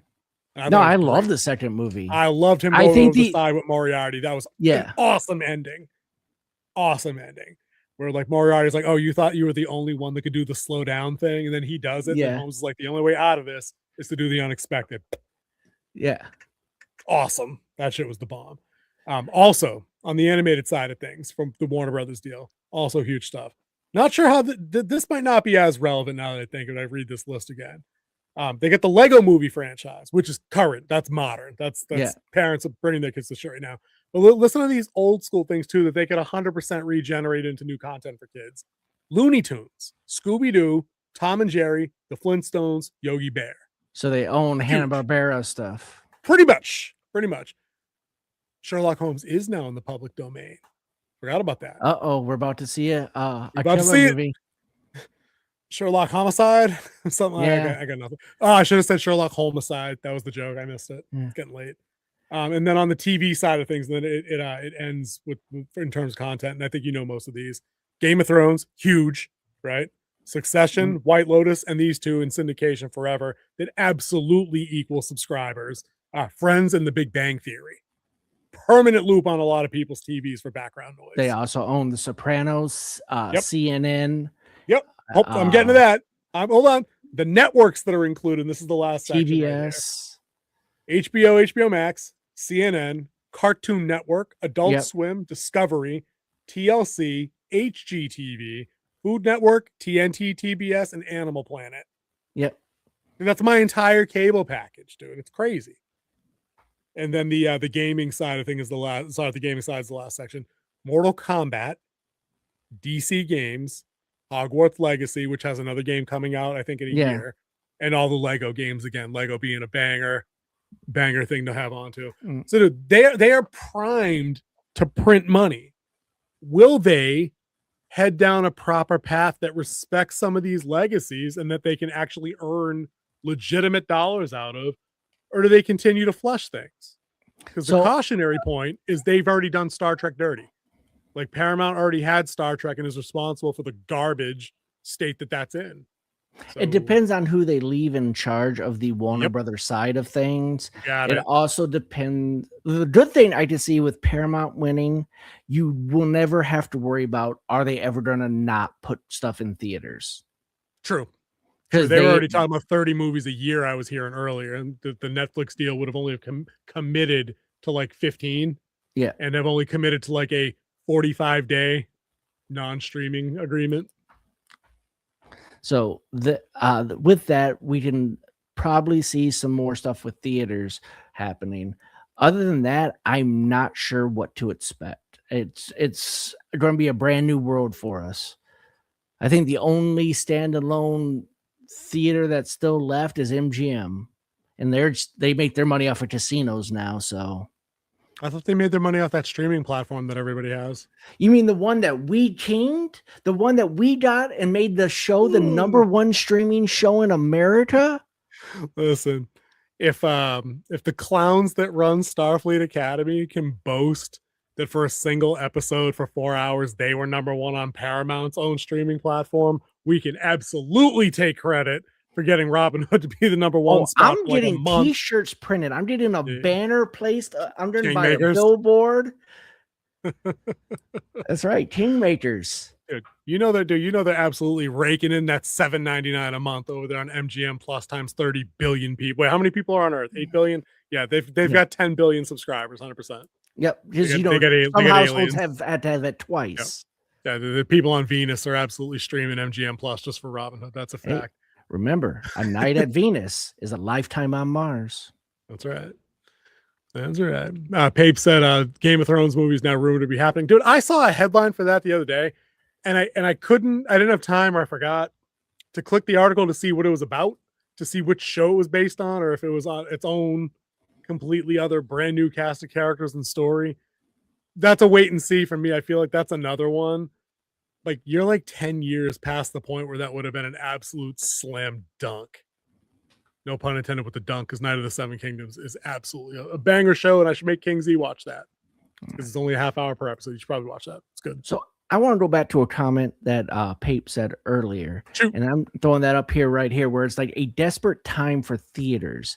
What might be desperation for theaters is a great time for filmmakers. And what film is the easiest to make with the biggest ROI?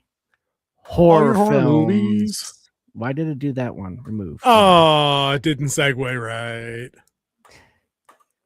There we go. Horror films. Horror films. And these are just some that are coming out this year alone. The slate this year is crazy. Yeah, I was going stacked. through movies today to put in my calendar in my planner, so I know what movies are coming out which week, because I was getting confused. Like, I know we were there looking up movie times yesterday for The Bride, and there was no movie times for this weekend, which I'm like, what's going on here? Is it really coming out this weekend?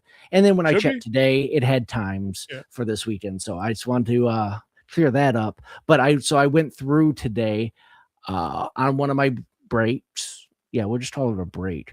And I went through and I wrote out all the movies. I think I got to November before I had to actually go and do something.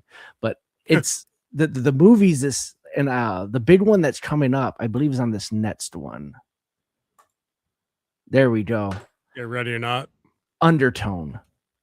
Oh, you said big I've one. heard Ready or Not is definitely the big one. Ready or Not, I think. I don't know if that is theatrical or not. Oh yeah, it does. I've seen trailers gazillions of times recently. Yeah, that's like the second week of March, I think.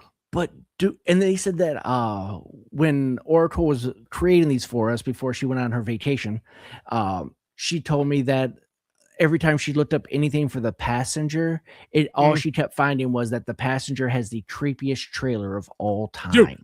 Dude, just saw this the other day at Scream 7. Did you not see it at Scream?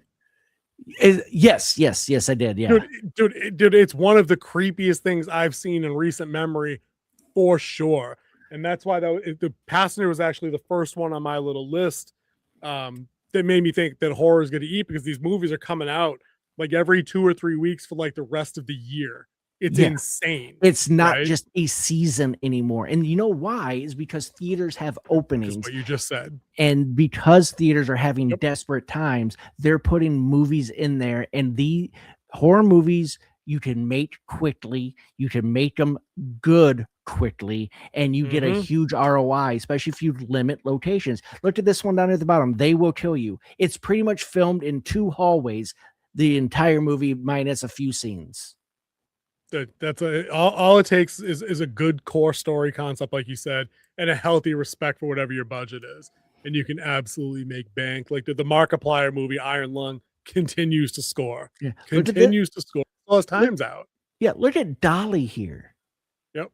Dude, that is creepy. Now, if you've seen the Ready or Not movie, you know what that's about. Ready or Not 2 should be just as fun. I would put that in the fun category. Then over here, was it the Back Rooms? The Mummy looks creepy. Obsession. The Mummy trailer. Did you see the Mummy trailer at Scream? I did not see Mummy during Scream. I did, and the trailer is better than Passengers. It's an incredible trailer. It's wall-to-wall tone, wall-to-wall creep, wall-to-wall, little bit of body horror in there, a little bit of the jump scare with the high string sounds that kind of drive me up a wall. It looks legit, dude. Like it legitimately looks like it's going to be an absolute banger. And just to go back to Undertone, Dude, Undertone, I think, is by the company that did Weapons. I think it's by same A24. producing team. Yeah, Yep. same producer team. So, like, those are my 3 picks. Dude, I don't know anything about Dolly, and I think I've only heard of They Will Kill You. I think that was on that beginning of the year graphic that we Yeah, had. I brought it up. I think it was you there. really don't like the actress. She played Domino in the second Deadpool movie. Oh, yep. Nah, she didn't do anything for me there. But yet these movies are spaced like every 3 weeks, and I'm gonna make it a point to go see as many of these as I can squeeze into my weekly schedule, because I've had more fun watching them, whether or not I like them, than anything else I've seen recently. What I mean by that is, like, I didn't particularly like Weapons in the third act, but I had a blast watching it because I knew it was going to make for good discussion points with people that really did like how they executed the last act. I'm like, even as I hated it in those last 10 minutes, I'm like, people are going to eat this alive. There's no shot everybody dislikes this movie. So have you seen the trailer for Body Cam? I've never even heard of Body Cam. So it's a found footage type film, and it's on a streaming platform called Shudder, which I believe is like horror centric. Yep, it's that's centric. That's all it is. That's the entire gimmick. Yep. So what it is that 2 cops respond to a call that results in a questionable shooting for the cop. So they try to hide what they did. And with that said, it sparks the neighbors who aren't exactly normal. What they see. So it was, and then it's like, and it's from the whole vision of his body cam. Interesting. I could go either way on that. I feel like that could be interesting. I don't know if it'll be novel, because the found footage thing is it's 20 years old now. Like, it's run its course a bit. And we're now getting into these newer things. Like, what did you call them the other day? What did we call War of the Worlds as a subgenre for that with the Ice Cube? Oh, that was a Screen Life movie. Screen Life, right? If it's all that, I'm like, it's there's something about it's 100% body cam, so it's kind of going to be like Cloverfield. Okay, but see, that's shaky cam in real life. I'm okay with that more than I am watching you watch TV. Yeah. So I don't know. Well, Screen Life isn't you watching TV. It's more of a, like, on a computer. I think it's me watching you watch something. You know what I mean? Yeah. Like, I'm okay with that. We'll see. I'll have to send you in the first. No King. I'm sorry. No Pay. That's actually coming out in another year or two. They've reunited Brendan Fraser and Rachel Weisz for another Mummy movie, playing Rick O'Connell and Evie, whatever her last name was. But I do believe Mummy 2 is being re-released this for like they did Jaws and everything for one weekend. Like a 30th or 40th or whatever. Yeah, 30. I think it's the 30th. No. That came out in like, it might be 25th. It'd be 25th. I think it couldn't be 30th, because that didn't come out while I was in school the first time. Yeah, no, this Mummy version coming out this year is by Lee Cronin, and it's dark. It's not an adventure movie. It's not a shoot 'em up movie. There's not going to be any quips. It's not going to be Rick O'Connell screaming back in a mummy's face when it screams at him. Like, no. This looks like body horror-y, dark, evil. It's like uneasy. Kind of falling into that whole trope of bringing back the original monsters. Like, we saw Frankenstein redone. We see Dracula redone. Yep, visionary director. You have to say it. It's mandatory. I think we're obligated, but contractually. Yeah. Yeah, dude, horror's looking good for the year. I'm stoked to see, like I said, at least 3, 4, 5 of these. Hopefully, that's what we were just talking about. The Bride coming up this weekend. I'm on the fence with going to see it. I thought initially it looked good. Then I saw who's directing it. Then I heard some statements from the lead actress that's playing the bride. And I'm like, oh, how much of Maggie this Gyllenhaal movie? She wrote it, and Jesse something or other is plays the bride. And then they kind of capitalized on one of them in the trailer, and it's like it's just groan worthy. Like, it's cringe at this point to do the girl boss stuff, and I get that. Maybe that's the whole point of the movie. Probably because it's the bride of Frankenstein. I'm just like, no, just the bride. I'm like, you can do that when everybody's not already annoyed by constant girl bossing shit everywhere else. You know? I don't know. The movie's probably great. The trailer has some interesting set pieces and some choreography to some things. It's probably very stylized. Yeah, It because looks like it it's could set be in what, very like the Sin City. 1930s, The 30s 1920s? Chicago. Yeah, 30 Chicago. Chicago. So it's got some gangster vibes to it, like legitimate, like Elliot Ness Untouchable gangster vibe shit going on. So I can make a case for seeing it, but I just don't want to be annoyed or preached at. And that's the thing with these horror movies, like unless you know that's baked into the DNA, because you've already heard somebody say something about it, that it is kind of a preachy horror movie, that it's got a message to it. Horror usually doesn't do that.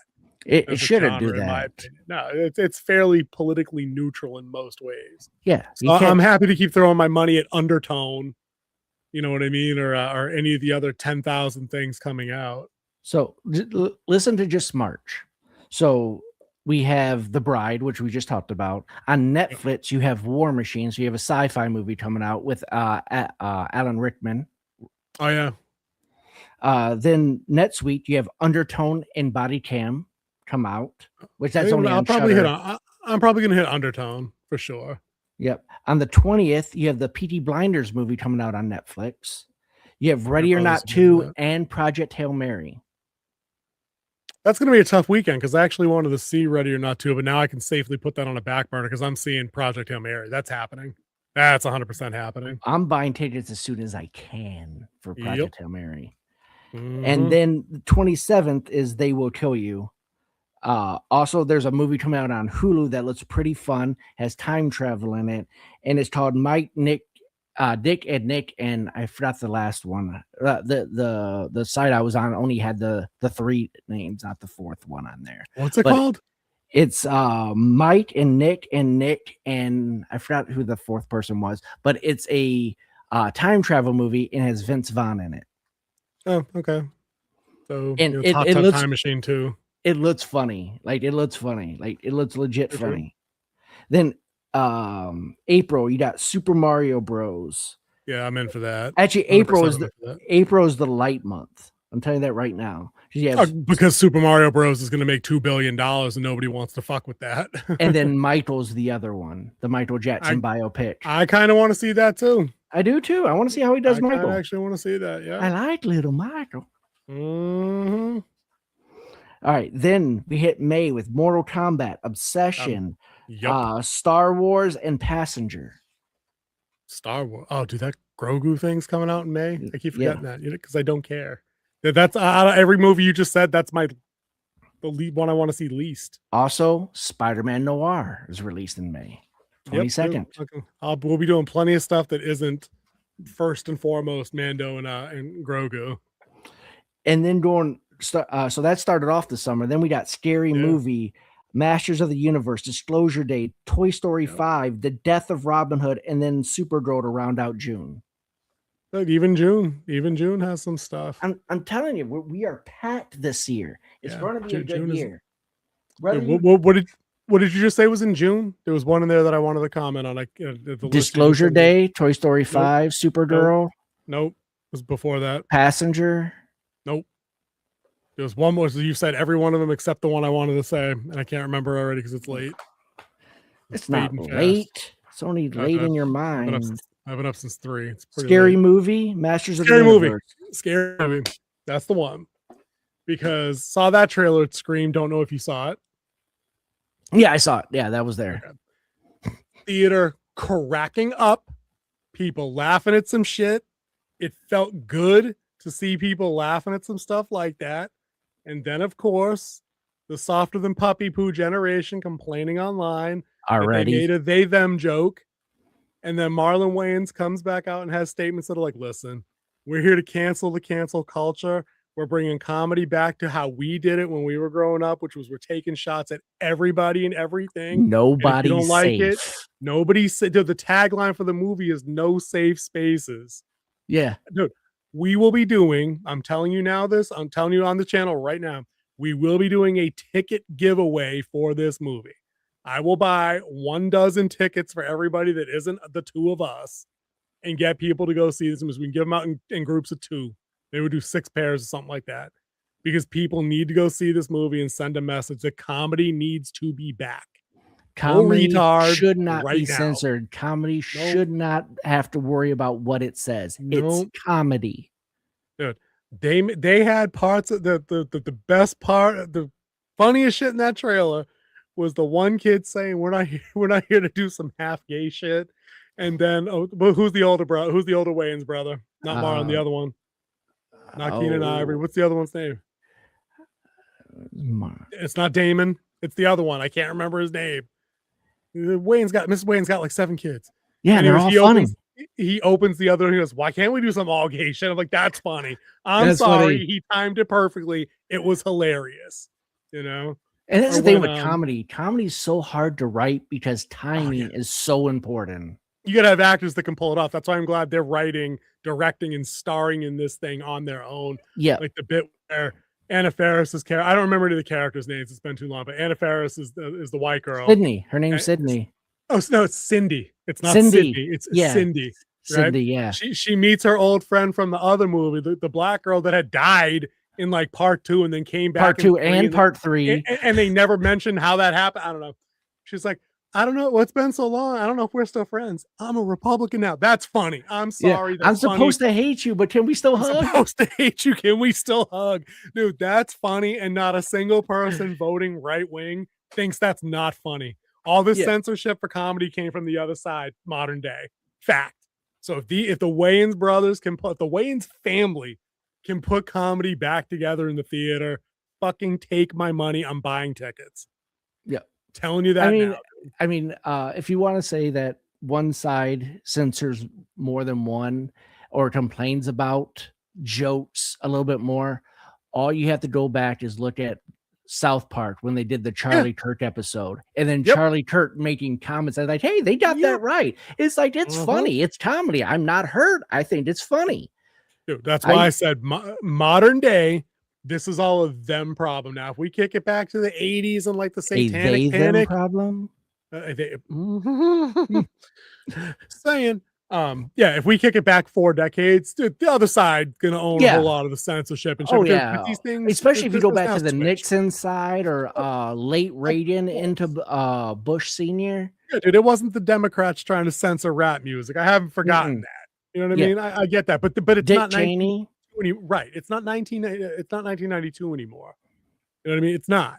Like, it's them, 100% them telling me what I can and cannot say on Twitter, trying to define for me what appropriate language is and what hate speech is and what misinformation. Dude, enough of that shit. We're doing comedy for comedy's sake, and I will be there I don't see comedies in theater ever. I'm going to Scary Movie day 1, and I will be buying tickets for folks on this channel. I will take pictures of me in the theater laughing. Yeah, 100%. 100%. Because comedy's funny. Needed to be said. Dude, that trailer had folks rolling. Dude, people were laughing like after the fact, after it went away. People were like repeating shit around me. Like, oh my God, I can't believe you. It was good. It felt good to see that. Dude, the subway with all the killers just to start it off. Yep. That's how, dude. It's gonna be great because they've been away so long. This is the kind of movie that needs to come out every 3 or 4 years, because then it gives time for the material to build back up. When did Scary Movie 5 come out? Like 2012? Like, it's been a hot minute. Yeah, it's been a while. And I don't even think I saw 5. I think I saw 4. I know I've seen the original trilogy, because then the Wayans dipped for part 4. But what else can they do other than Scary Movie? Because remember, there wasn't just Scary Movie. There was Not Another Teen Movie. There was Epic Movie. There was Disaster Movie. No. This type, Scary Movie specifically should come back every 3 or 4 years, so they could just straight up skewer everything in pop culture that happened in the previous 3 years. So they're going to load in a Star Wars joke, a Mission Impossible joke, a Trump joke, a Jasmine Crockett crying because she lost the primary race in her district down there. Like, we're going to get everybody from different things over the last 3 years instead of doing it Call of Duty style annually. We're going to get the best banger things that are funny over the last 2 or 3 years. That's what they should be doing. And I'll show up every year for that, because it will be funny. Absolutely. I can't wait. That's June. Dude, June can't get here quick enough. I officially want to see Scary Movie 6 more than I want to see Mando and Grogu. 100%. 100%. Ready for it. Anyways, dude, I got to get going. So if you'd be kind enough to sign us off and tell everybody thank you and all that good stuff. It's been real talking to you guys about the Marvel stuff. I love everybody's fan theories. You guys know so much more about that stuff than I do. It gets the old noodle cooking when you guys get off on a tangent. So I appreciate you. But I'm gonna leave the rest to King to do our thing. All right, everybody. Well, thank you for another successful episode of FrostCast that we do here at the Den. Please stop by and see our latest review of the Scream 7 movie, where we have the return of Neve Campbell herself. We also have our membership program. $2 gets you a cool gift. I got them right here. And eventually, to all our members, I will get them mailed out. I am sorry. Some stuff has happened. It hasn't been good. Fire. Yeah. Computers blowing up, 2 car wrecks. Things start adding up. And postage isn't getting cheaper. So I apologize. I am and the sorry. Gift is heavy. So I will be sending out the membership gifts here soon. I do need some more addresses. I only have one. That is our Pape here. He's the only one who sent me an address. So I need the rest of you who are our members, and I appreciate all 5 of you. Please get me your addresses so I can get these sent out to you, as well as the other 5, because it's only for the first 10 gets this gift. That's right. Limited time only. We're going to build up some promo here. After I send out these 5, you will see what the gift is, because I will be using mine, which I had made for me. All right. Well, with that said, y'all have a great night. We've been on for 2 hours, so it is time for us to say bye, people. Laters.